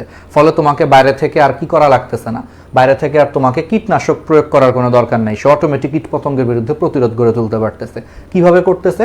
সে এক ধরনের বিষাক্ত প্রোটিন তৈরি করে, অর্থাৎ এই ব্যাসিলাস থুরিঙ্গিয়েন্সিস অর্থাৎ বিটি বেগুন, বিটি বেগুনের এই জিনের কারণে এই বিটি বেগুন হচ্ছে অটোমেটিক এক ধরনের বিষাক্ত প্রোটিন সৃষ্টি করে, যেটা মানুষের জন্য কোনো সমস্যা না, এটা আমাদের জন্য কোনো ক্ষতিকর কিছু না, কিন্তু এটা কীটপতঙ্গের জন্য ক্ষতিকর। বুঝতে পারছো? তাহলে বিটি বেগুন এই জিনটা অ্যাড করার কারণে সে এক ধরনের বিষাক্ত প্রোটিন তৈরি করতেছে, সেই বিষাক্ত প্রোটিন হচ্ছে কীটপতঙ্গগুলোকে মেরে ফেলতেছে। ফলে বাইরে থেকে তোমার আলাদা করে কীটনাশক দেওয়ার কোনো দরকার নাই, ফলে কীটনাশকের খরচও বেঁচে যাচ্ছে। আবার কীটনাশক প্রয়োগ করলে তোমরা তো জানোই, বাইরে থেকে তুমি যখন কীটনাশকগুলো জমির মধ্যে ছিটাবা, পরবর্তীতে কিন্তু সেই কীটনাশকগুলো বৃষ্টির পানির সাথে ধুয়ে আশেপাশের জলাশয়ে পড়ে গেলে আশেপাশের জলাশয়ে কিন্তু মাছ মরে যায়। প্লাস কীটনাশকগুলো অনেক বেশি পরিমাণে মাটিতে দিলে মাটিরেও কিন্তু সে দূষণ করে, অর্থাৎ মাটি দূষণ হয়, পানি দূষণ হয়, মাছের ক্ষতি হয়, অনেক ধরনের কিন্তু ক্ষতি হয়। কিন্তু কেউ যদি এখন বিটি বেগুন চাষ করে, তাকে আলাদা করে কিন্তু কীটনাশক দেওয়ার কোনো দরকার নাই, ফলে তার খরচও বাঁচতেছে। আবার কীটনাশকের কারণে যে বিভিন্ন ধরনের মাটি দূষণ, পানি দূষণ বা হাবিজাবি যে দূষণ হইতো, সেই দূষণগুলোও কিন্তু এখন আর হচ্ছে না। এটাই হচ্ছে তোমার কাহিনী। এবং সাথে এখন তুমি বলতে পারো ভাইয়া সবই তো বুঝলাম, কিন্তু এটা তো এক ধরনের বিষাক্ত প্রোটিন তৈরি করে, তাহলে এটা কি মানুষের জন্য খাওয়াটা কি উপকারী? হ্যাঁ, কারণ বিজ্ঞানীরা এটা গবেষণা করে দেখছে যেখানে যে বিষাক্ত প্রোটিন তৈরি হয় এটা পোকামাকড়ের জন্য ক্ষতিকারী, কিন্তু এটা মানুষের তেমন একটা ক্ষতি করে না, তেমন বলতে কি ক্ষতি করে না আসলে। এই জন্য বর্তমানে ইউরোপ আমেরিকায় অনেক দেশে বিটি বেগুন চাষ করা হয়, এটা বাংলাদেশেও আসছে এই জিনিসটা। ঠিক আছে, তাহলে এটা মাথায় রাখবো যে বিটি বেগুন হচ্ছে বাংলাদেশের প্রথম একটা জেনেটিক্যালি মডিফাইড খাদ্য ফসল, এবং সামনে আরও আসবে। ঠিক আছে, তাহলে এই জিনিসগুলো একটু মাথায় রাখবা। আচ্ছা, এখন আসো দেখো এখান থেকে ডেন্টালের একটা প্রশ্ন আসছে জীব প্রযুক্তি চ্যাপ্টার থেকে, এগুলো অবশ্য দাগায় ফেলছিলাম সুব্রতা 1.0-তে পড়ানোর সময়। আচ্ছা, এগুলো একদিন মুছবো, দাঁড়াও, তোমাদেরকে পরের ক্লাসটা পড়ানোর আগে কিছু জিনিস মুছতে হবে, তাহলে অন্তত এই অ্যান্সারগুলো মুছতে হবে, তাহলে তোমরা যাতে একটু অ্যান্সারটা দিতে পারো। তাহলে দেখো ড্যাট মানে কি বলো তো? ডেন্টাল অ্যাডমিশন টেস্ট 18-19 একটা প্রশ্ন আসছে এখান থেকে, যে রিকম্বিনেন্ট ডিএনএ তৈরি করার জন্য নিচের কোন এনজাইমটির প্রয়োজন হয়? এটা তোমরা সবাই জানো, রিকম্বিনেন্ট ডিএনএ টেকনোলজির জন্য দুইটা এনজাইম লাগে। রেস্ট্রিকশন এনজাইম দিয়ে হচ্ছে ডিএনএটাকে হচ্ছে কাটতে হয়, আর লাইগেজ এনজাইম দিয়ে জোড়া লাগানো লাগে, তাই না? তাহলে লাইগেজ এনজাইম লাগে আর রেস্ট্রিকশন এনজাইম লাগে। তাহলে অ্যান্সার হচ্ছে রেস্ট্রিকশন এন্ডোনিউক্লিয়াস। আর এই এনজাইমগুলো কিন্তু আমরা পড়াইছি, যে এটার ফুল নাম হচ্ছে রেস্ট্রিকশন এন্ডোনিউক্লিয়াস এনজাইম। আচ্ছা, এখন অনেকে আমাকে বলতে পারো ভাইয়া এটার অ্যান্সার কেন ডিএনএ লাইগেজ হবে না? এটার অ্যান্সার হচ্ছে কেন ডিএনএ লাইগেজ হবে না। অনেকে বলতে পারো ভাইয়া লাইগেজটাও তো লাগে, লাইগেসটা হচ্ছে ওই যে কাটা অংশটাকে জোড়া লাগানোর জন্য লাইগেস লাগে, কিন্তু এখানে সবচেয়ে ইম্পর্টেন্ট এনজাইমটা অ্যাকচুয়ালি রেস্ট্রিকশন এন্ডোনিউক্লিয়াস। জোড়া লাইগেস এনজাইম দিয়েও লাগানো যায়, লাইগেস এনজাইম ছাড়াও জোড়া লাগে, কিন্তু তুমি কাটার জন্য তোমাকে অবশ্যই প্রথমে তুমি যে কাটবা, কাটার জন্য অবশ্যই তোমার রেস্ট্রিকশন এন্ডোনিউক্লিয়াস এনজাইম লাগবেই লাগবে। এটা ছাড়া তুমি কখনোই ডিএনএকে কাটতে পারবা না। কিন্তু একটা ডিএনএকে জোড়া লাগানোর জন্য লাইগেস এনজাইম সবসময় ইউজ করা হয় না, অনেক সময় অটোমেটিক জোড়া লেগে যায়। ঠিক আছে, এই জন্য লাইগেজ এনজাইমটা অপশনে দিছি একটু ঝামেলা করার জন্য, কিন্তু তারপরও এটার অ্যান্সার হবে রেস্ট্রিকশন এন্ডোনিউক্লিয়াস, কারণ এটা লাগবেই। এটা ছাড়া তুমি কখনোই ডিএনএ কাটতে পারবা না। আর একটা ডিএনএ যদি না কাটতে পারো, তাহলে একটা ডিএনএর জিনকে তুমি কেমনে আরেকটা ডিএনএর মধ্যে বসাবা? পসিবলই তো না, না কাটলে, তাই না? না কাটলে কিন্তু ব্যাপারটা পসিবলই হচ্ছে না। এই জন্য রেস্ট্রিকশন এন্ডোনিউক্লিয়াস হচ্ছে অ্যান্সার। দেখছো, তাহলে এখান থেকে কিন্তু প্রশ্ন আসে কিন্তু পরীক্ষায়, তাহলে এগুলো কিন্তু মাথায় রাখতে হবে। তারপরে দেখো, এটা মেডিকেল অ্যাডমিশনের প্রশ্ন, যে বর্তমানে কোনটি ব্যবহার করে রিকম্বিনেন্ট ডিএনএ শনাক্ত করা যায়? Medical admission test 15-16। এটা একটু বইটা রিডিং দিলে দেখবা ডিএনএ প্রব নামে একটা প্রব পাওয়া যায়, সেটা দিয়ে হচ্ছে তোমার শনাক্ত করা। এটা বইয়ে আছে, একটু এমসিকিউগুলো একটু রিডিং দিবা, হ্যাঁ, বইয়ের লাইনগুলোও পড়তে হবে। আমি সবসময় তোমাদেরকে বলি, এই যে আমাদের যে লেকচার নোট, যে লেকচার নোটটা তোমরা দেখতে পাচ্ছ, এই লেকচার নোটটা তোমরা যদি ভালো মতো যদি পড়ো, প্রিপারেশন নাও, আমাদের ক্লাসগুলো যদি দেখো, তোমার 90 থেকে 95% কাভার হবে। তারপরও এর বাইরেও দেখবা যে বইয়ে 2-4টা লাইন কিন্তু এক্সট্রা বলা আছে, আর আমাদের এই নোটটাও কিন্তু বই থেকে তৈরি করা হয়েছে। সো নোটটা যেখান থেকে তৈরি করা হয়েছে তোমাকে কিন্তু সেই বইটাও পড়তে হবে। সো কারো যদি মেডিকেল অ্যাডমিশনে 100-তে 100 পাইতে চাও, মানে 100-তে 100 বলতে আর কি সব কমন পাইতে চাও, মেন বই কিন্তু লাইন বাই লাইন পড়তে হবে, এর কোনো বিকল্প নাই। তুমি আমাদের নোট পড়লে এইচএসসির জন্য যথেষ্ট। সাথে মেডিকেলের জন্য তুমি 80% 90% কমন পাবা, কিন্তু ওই যে বললাম 100% যদি প্রশ্ন কমন পাইতে চাও, অবশ্যই মেন বই পড়তে হবে, কারণ মেন বই কিছু এক্সট্রা ইনফরমেশন আছে। এই জন্য মেডিকেলের জন্য অবশ্যই কিন্তু মেন বই, আমার নোটের পাশাপাশি মেন বইটা কিন্তু রিডিং দিবা। আর আমি মেন বইয়ের কোন কোন অংশ পড়বা, দাগানো বইয়ের পিডিএফ কিন্তু আমি দিয়ে দিছি, আমি অলরেডি তোমাদেরকে দিয়ে দিছি, কিন্তু ওই যে ফেসবুকের ফিচারটা কিন্তু দেওয়া আছে যে কোন লাইনগুলো বেশি ইম্পর্টেন্ট মেন বইয়ের, দাগায় দিছে কিন্তু রিভিশন দেওয়ার জন্য, পড়ে ফেলবা। ঠিক আছে, আচ্ছা, আজান দিচ্ছে, আমরা একটু আজানের পরে কন্টিনিউ করি। হ্যাঁ, আজানের পরে হচ্ছে আমরা কন্টিনিউ করি। ওকে,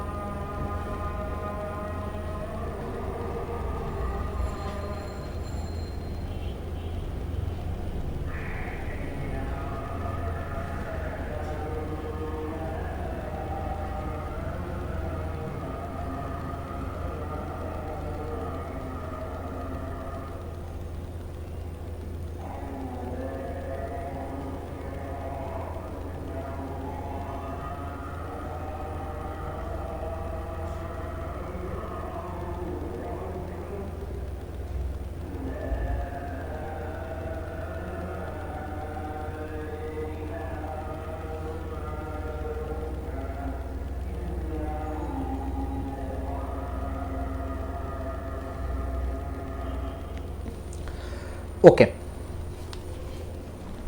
তো তাহলে আমরা এই জিনিসগুলোর হচ্ছে আরো গুরুত্বপূর্ণ হচ্ছে ব্যবহারগুলো আমরা দেখলাম। ঠিক আছে, তাহলে এগুলো আমরা পারবো।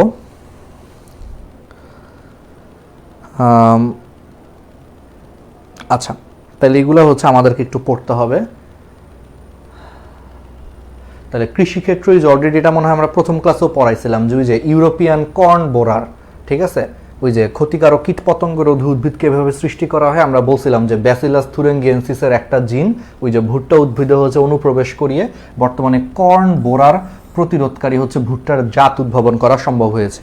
এটা ডিটেলস আমরা বলছিলাম। হ্যাঁ, তারপরে দেখো ব্যাসিলাস থুরিনজিয়েন্সিস একটি মৃত্তিকাবাসী বড় আকৃতির হচ্ছে ব্যাকটেরিয়া, এটা এমসিকিউতে আসে। মৃত্তিকাবাসী মানে কি? মৃত্তিকা শব্দের মানে হলো মাটি, বুঝছো? মৃত্তিকা শব্দের মানে হলো মাটি, তার মানে এটা হচ্ছে মাটিতে বসবাস করে, মাটিতে পাওয়া যায় এই ধরনের ব্যাকটেরিয়াকে।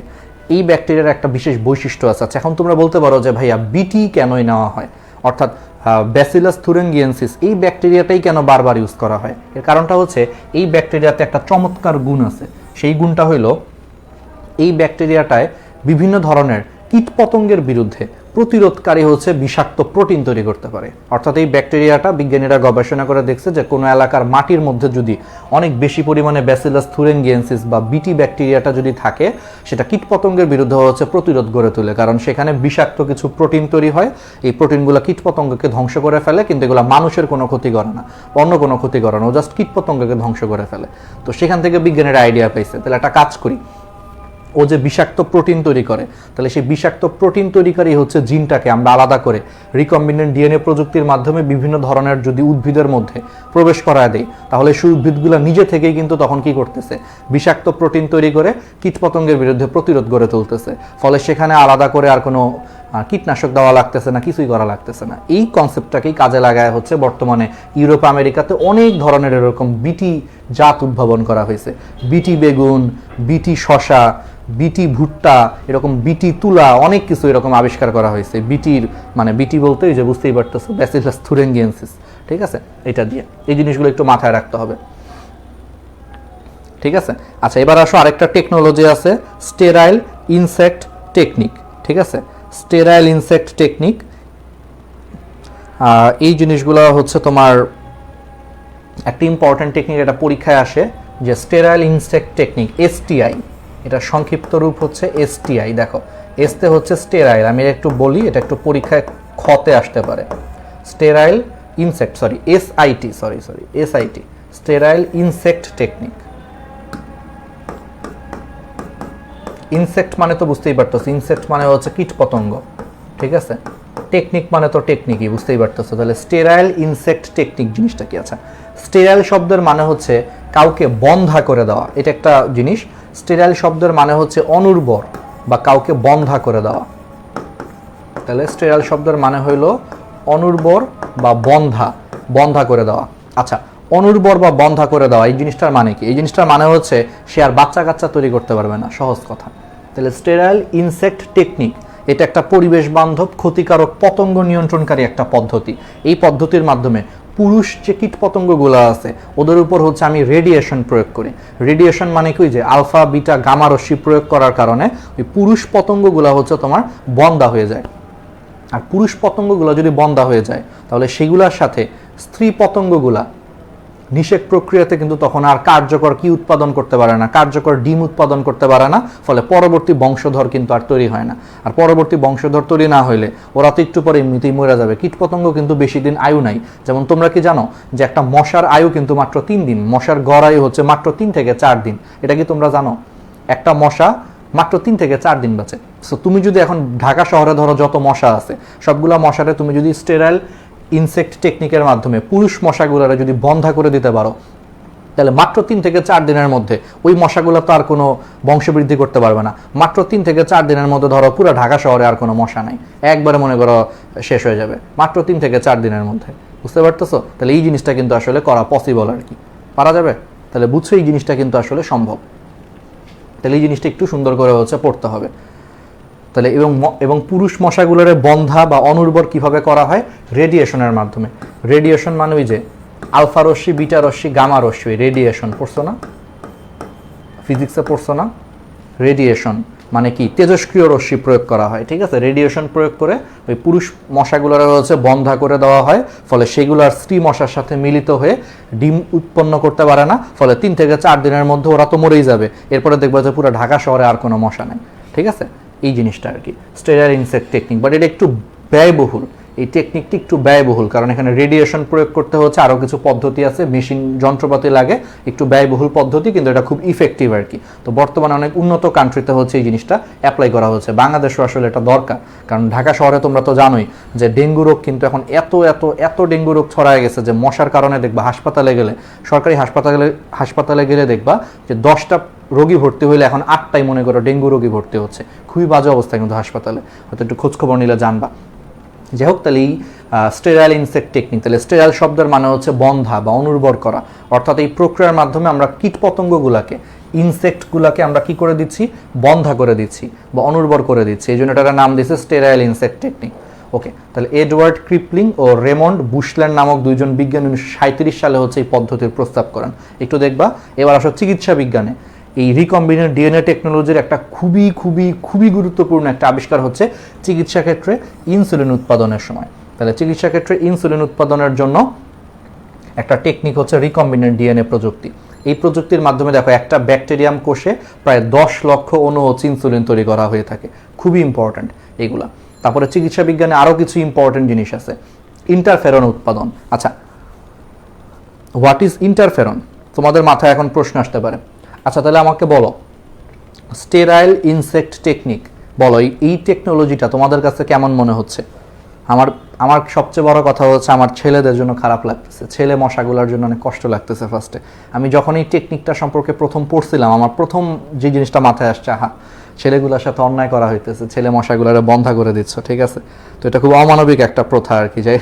যাই হোক, তো বুঝছো, এই জিনিসটা আমার মাথায় প্রথম আসছে। তো তোমরা আমাকে একটু জানাও যে তোমরা এখানে কি কি মনে করতেছো, ঠিক আছে? আর তোমরা তোমরা তো 24 ব্যাচ, 23 ব্যাচের জন্য আজকে একটু আগে সাজেশন দিছি, ঠিক আছে? ইউটিউবে হচ্ছে একটা ভিডিওতে হচ্ছে বায়োলজি সাজেশন দিছি, এটা তোমরাও কালেক্ট করে রাখো, কারণ এই সাজেশন কম বেশি সেম।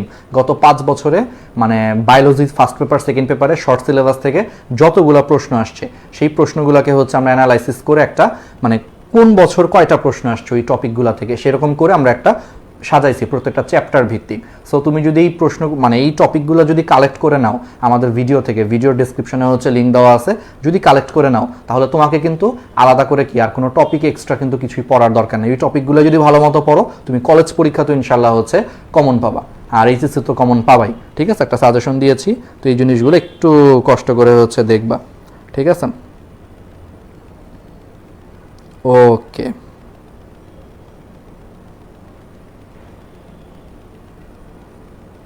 দাঁড়াও একটু দেখি।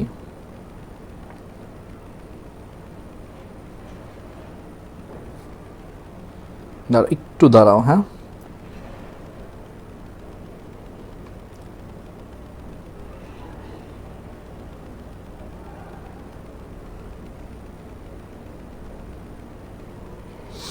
ঠিক আছে, তো দেখি তোমাদের কেমন লাগতেছে।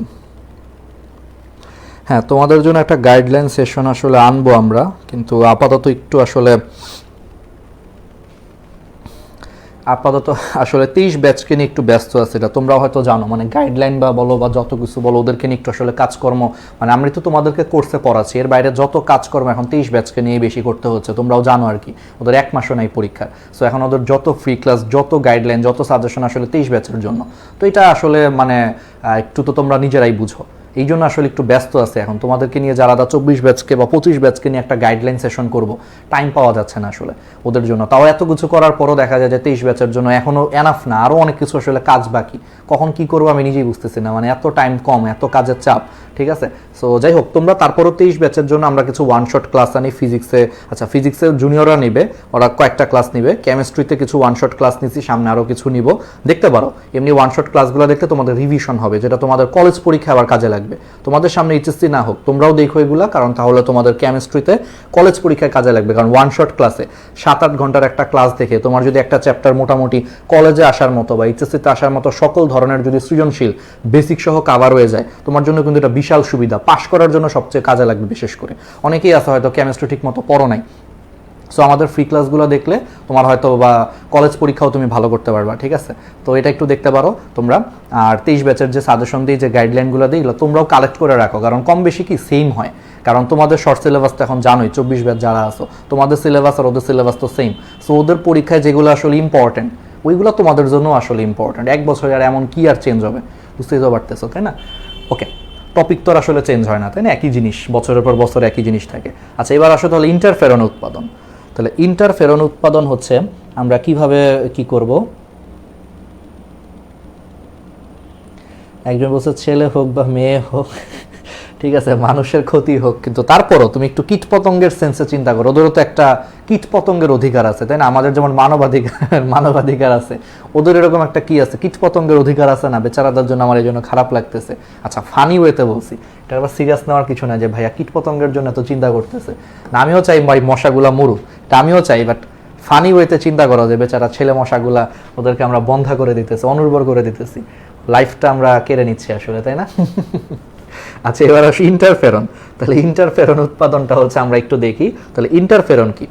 ইন্টারফেরন হচ্ছে প্রতিরক্ষামূলক একটা প্রোটিন, যেটা ক্যান্সার কোষের বৃদ্ধি এবং ভাইরাসের হচ্ছে তোমার বংশবৃদ্ধিতে হচ্ছে বাধা দেয়। আচ্ছা, ইন্টারফেরন এটা খুব ইম্পর্ট্যান্ট একটা টপিক। এই টপিকটা তোমার ধরো পরীক্ষায় প্রচুর আসবে, প্রচুর হচ্ছে তোমার ধরো এই টপিকটা তোমার পরীক্ষায় আসবে, ঠিক আছে? আচ্ছা, ইন্টারফেরন জিনিসটা আমি তোমাদেরকে একটু সিম্পলি বলি, তারপর একটু পরে আমি তোমাদেরকে ইনসুলিন উৎপাদন করার হচ্ছে আমি তোমাদেরকে বেসিকগুলো হচ্ছে শিখাবো। আচ্ছা,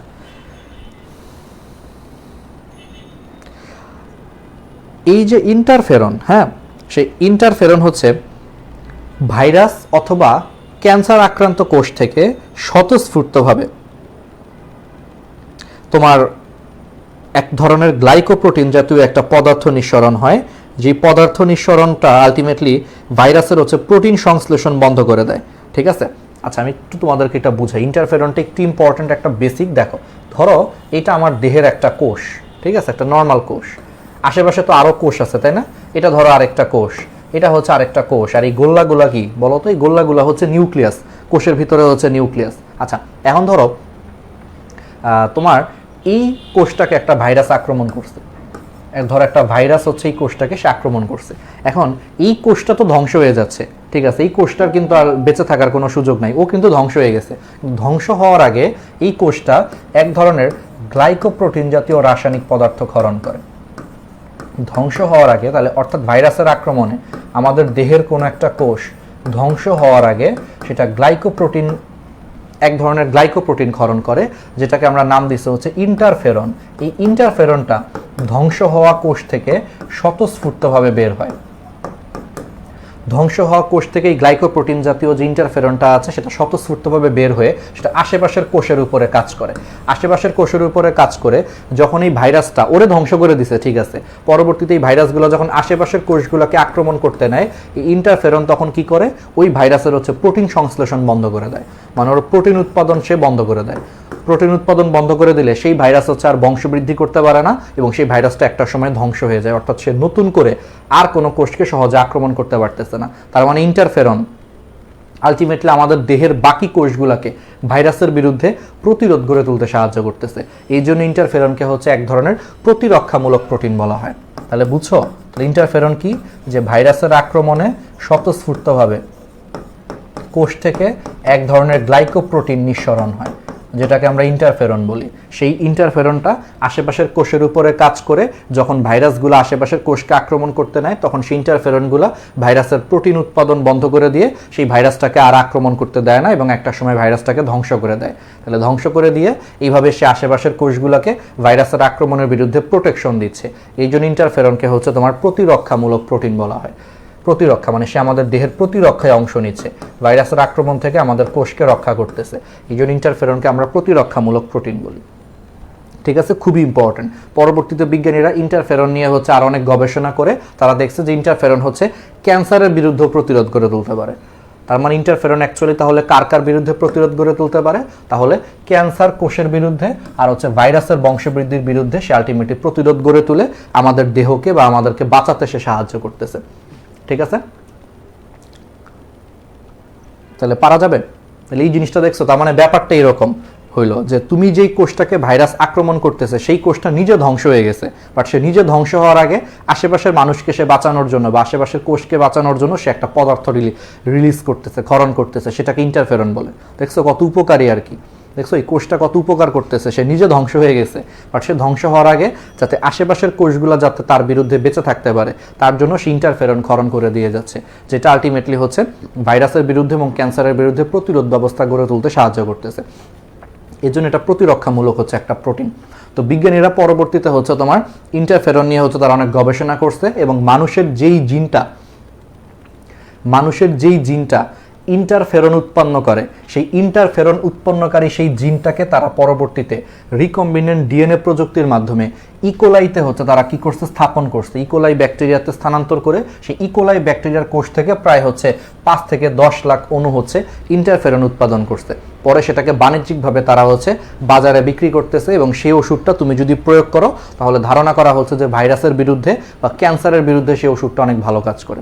তার মানে বুঝছো, যখন আমাদের শরীরে যে ইন্টারফেরন যে উৎপন্ন হয় তার পিছনেও তো কোনো না কোনো জিন আছে। তাহলে মানুষ কি করছে, সেই ইন্টারফেরন উৎপন্নকারী জিনকে আমাদের কোষ থেকে আলাদা করে সেই জিনটাকে রিকম্বিনেন্ট ডিএনএ প্রযুক্তির মাধ্যমে ইকোলাই একটা ব্যাকটেরিয়াকে স্থানান্তর করে সেই ইকোলাইয়ের প্রত্যেকটা ব্যাকটেরিয়া থেকে সে 5 থেকে 10 লাখ অণু হচ্ছে ইন্টারফেরন হচ্ছে সে উৎপন্ন করছে, করে সেই ইন্টারফেরনটাকে হচ্ছে সে বাণিজ্যিকভাবে বিক্রি করতেছে। অর্থাৎ সেই ওষুধটা তুমি যদি এখন তোমার শরীরে প্রয়োগ করো তাহলে ধারণা করা হচ্ছে বিভিন্ন ধরনের মারাত্মক ভাইরাস বা ক্যান্সারের বিরুদ্ধে তুমি বেঁচে থাকতে পারবে আর কি, ঠিক আছে। তাহলে সেই ইন্টারফেরনের বাণিজ্যিক নাম দিচ্ছে হচ্ছে বিটাফেরন।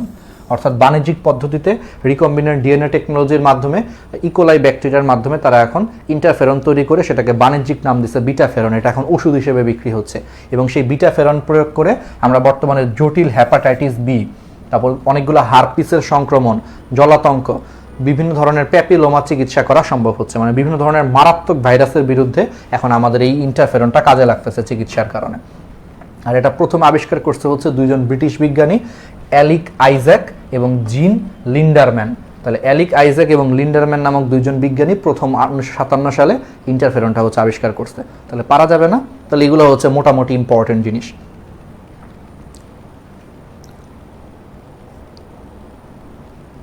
ঠিক আছে, তাহলে কি বুঝছো? তাহলে ইন্টারফেরন পরীক্ষায় যদি আসে কতে আসতে পারে ইন্টারফেরন কি, তাহলে কি লিখবা বলো তো? যে ভাইরাসের আক্রমণে স্বতঃস্ফূর্তভাবে হচ্ছে কোষ থেকে এক ধরনের গ্লাইকোপ্রোটিন ক্ষরণ হয় যেটা আশেপাশের কোষকে ভাইরাসের আক্রমণ থেকে হচ্ছে প্রতিরোধ গড়ে তোলে। সেই পদার্থটাকেই আমরা বলতেছি ইন্টারফেরন, যেটা এক ধরনের প্রতিরক্ষামূলক প্রোটিন। ব্যাস এইটুকু লিখলেই হবে। এবার আসো, টিস্যু প্লাজমিনোজেন হচ্ছে তোমার অ্যাক্টিভেটর, ঠিক আছে।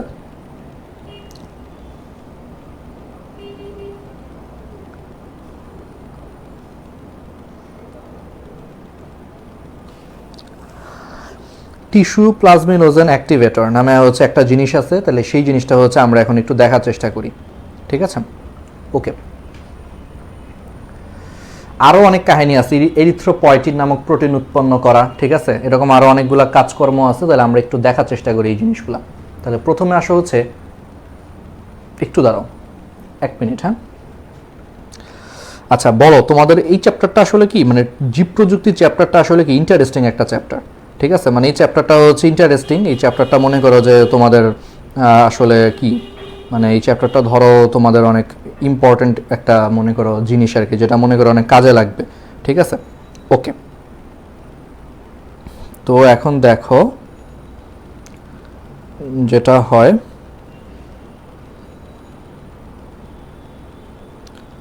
ওকে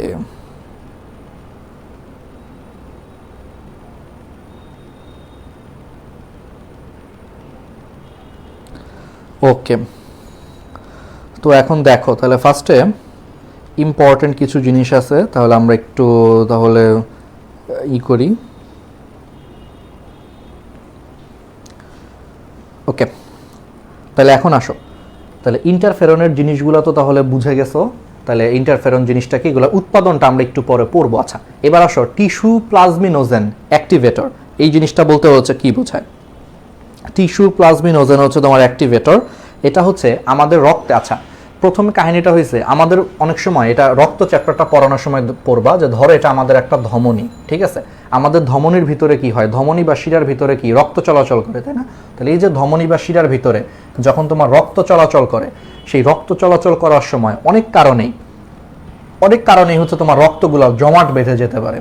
অনেক কারণের মধ্যে একটা সবচেয়ে ইম্পর্টেন্ট কারণ হচ্ছে কারো রক্তে মনে করো অতিরিক্ত চর্বি হয়ে গেছে, অনেকেই দেখবা সারাদিন কোনো পরিশ্রম করে না, সারাদিন খায় ঘুমায় আর হচ্ছে খালি চর্বি জাতীয় খাবার খাচ্ছে, ফাস্ট ফুড খাচ্ছে। তাহলে রক্তে যদি তোমার চর্বির পরিমাণ অনেক বেশি হয়, তাহলে সেই চর্বিগুলা ধমনী বা শিরার হচ্ছে তোমার ভিতরের প্রাচীরে তোমার জমা হয়ে সেটার ভিতর দিয়ে যখন রক্ত প্রবাহিত হওয়া শুরু করে, সেই রক্তগুলোকেও তারা আস্তে আস্তে জমাট বাঁধায় ফেলে।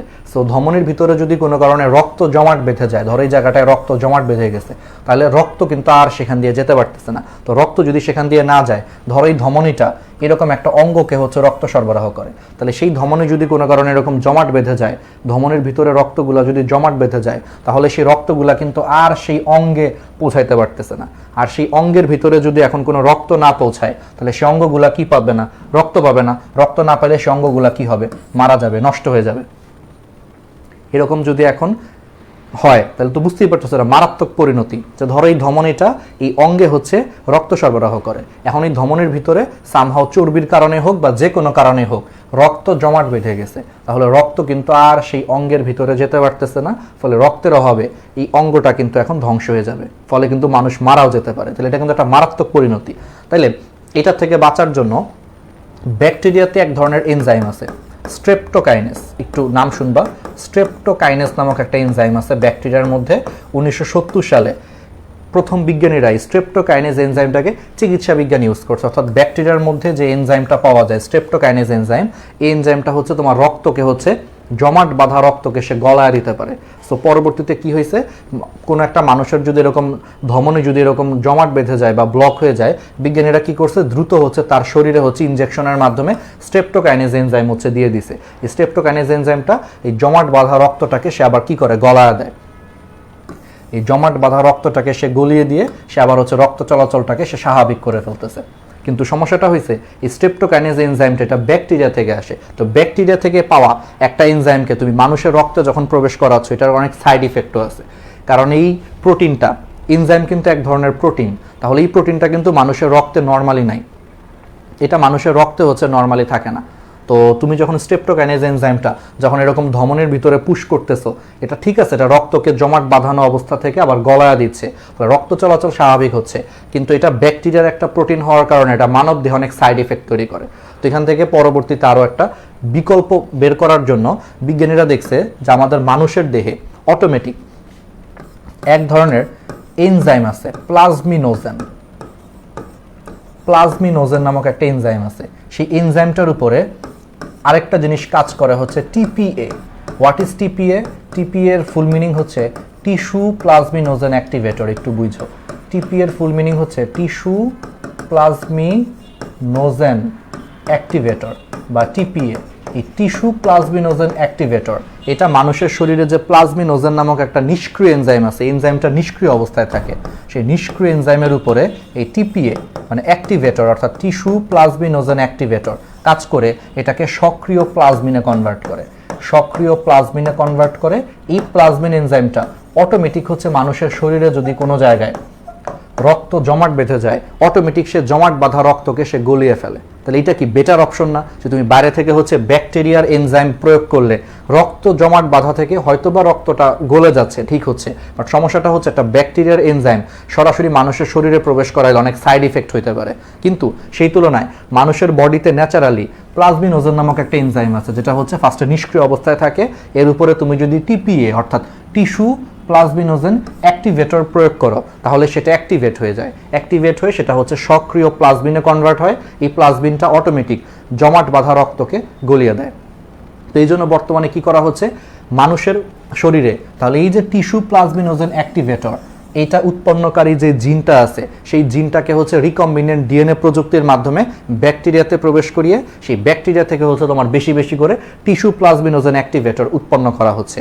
পরে সেই টিস্যু প্লাজমিনোজেন অ্যাক্টিভেটরটা আলটিমেটলি মানুষের শরীরে যদি কোনো কারণে পুশ করো, তাহলে বেশি বেশি প্লাজমিনোজেন তখন প্লাজমিনে কনভার্ট হয়ে রক্ত জমাট বাঁধাটাকে গলিয়ে ফেলতেছে।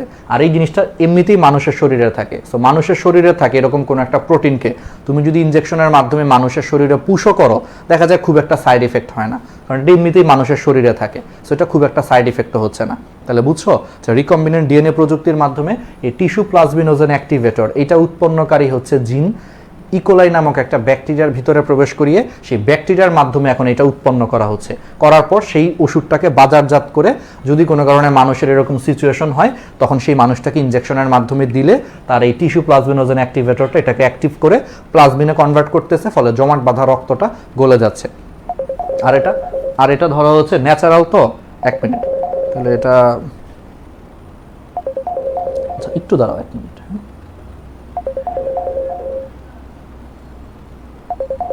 একটু দাঁড়াও, হ্যাঁ 1 মিনিট।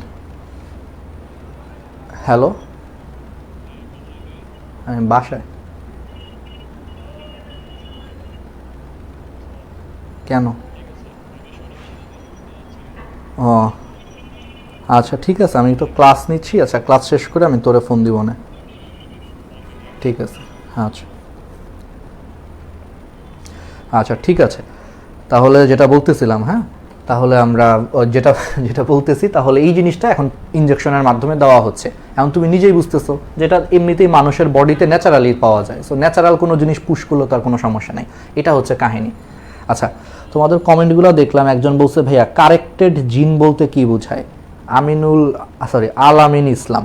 আচ্ছা কারেক্টেড জিন মানে হচ্ছে, ধরো কোনো একটা জিন সমস্যা আছে, তো রিকম্বিনেন্ট ডিএনএ প্রযুক্তির মাধ্যমে তুমি মনে করো নষ্ট জিনটাকে সরিয়ে নিয়ে সেখানে তুমি কিন্তু ভালো জিনটাকে তুমি যদি প্রবেশ করায় দাও, তাহলে তার জিনের যে ত্রুটি ছিল সেই ত্রুটিটা কি কারেকশন হয়ে গেল না?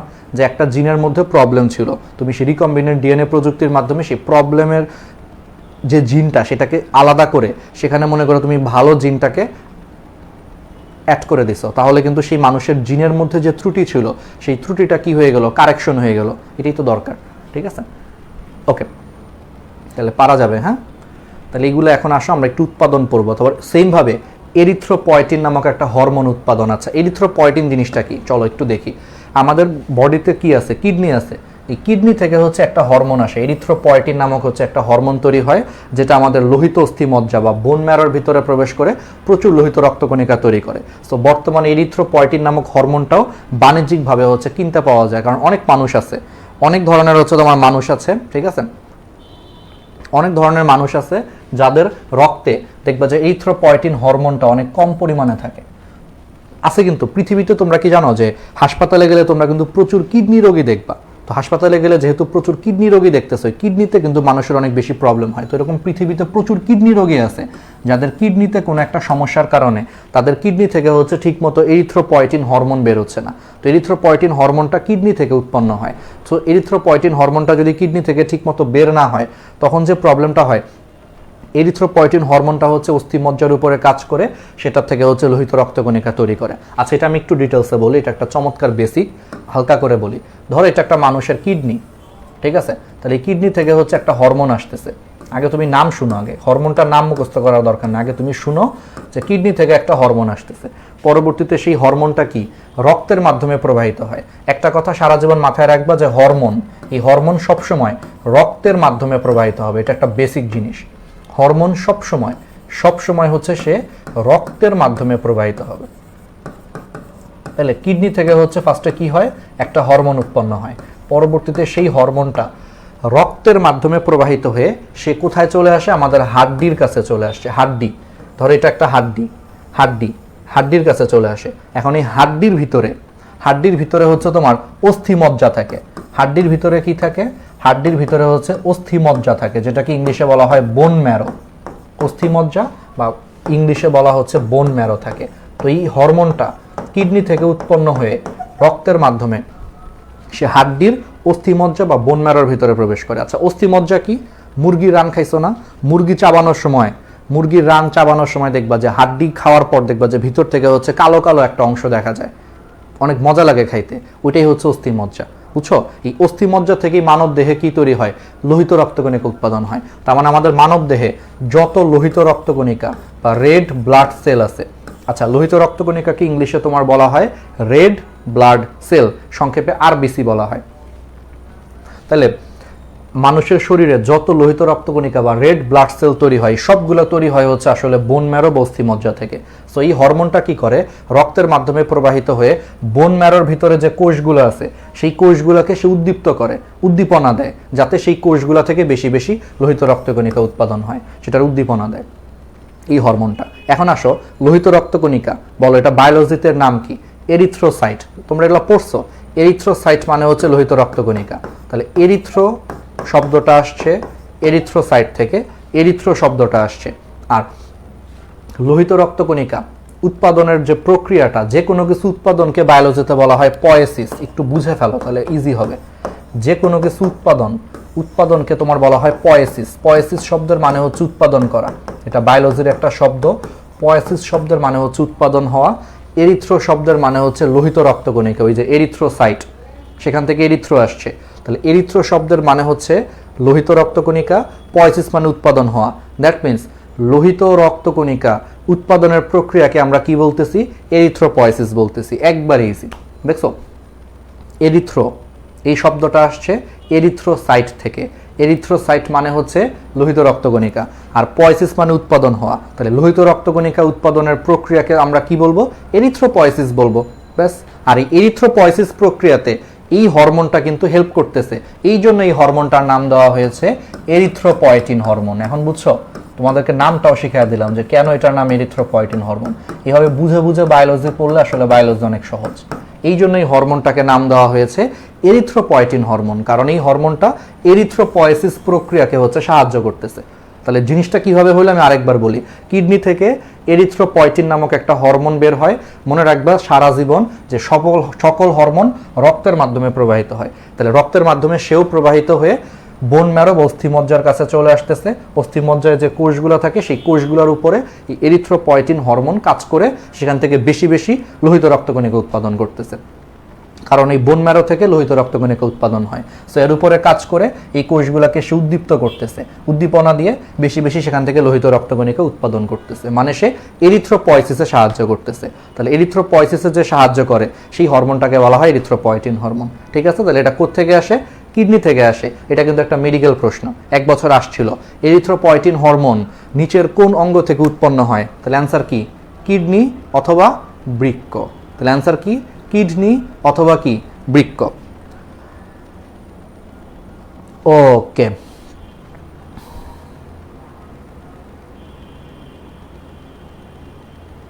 একজন বলছে মেডিকেলে চান্স পেতে কত ঘন্টা পড়তে হবে? এগুলো আমরা আসলে করব। এখন মেডিকেলে চান্স পেতে কত ঘন্টা পড়তে হবে তার থেকে ইম্পর্টেন্ট হচ্ছে তুমি পড়াটাকে কমপ্লিট করার জন্য তোমাকে কতটুকু দিনে সময় দিতে হয়, সেটা ইম্পর্টেন্ট।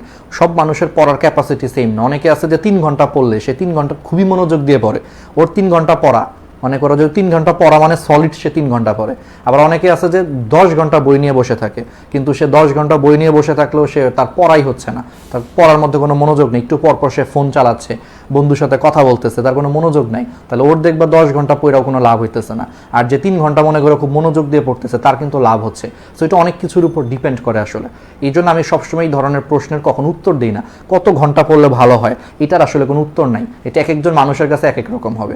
এই জন্য আমি এই ক্ষেত্রে যে অ্যান্সারটা দিতে চাই সবসময় সেটা হচ্ছে তুমি যতক্ষণ পড়লে তোমার প্রত্যেক দিনের হচ্ছে তোমার টার্গেট ফিল আপ হবে, তুমি ততক্ষণ পড়তে হবে। তুমি ধরো প্রত্যেক দিন একটা টার্গেট নিবা যে আজকে আমি এটা শেষ করবো, এটা শেষ করবো, এটা শেষ করবো, বলে সেটা শেষ করার জন্য তুমি সর্বোচ্চ মনোযোগ দিয়ে পড়বা।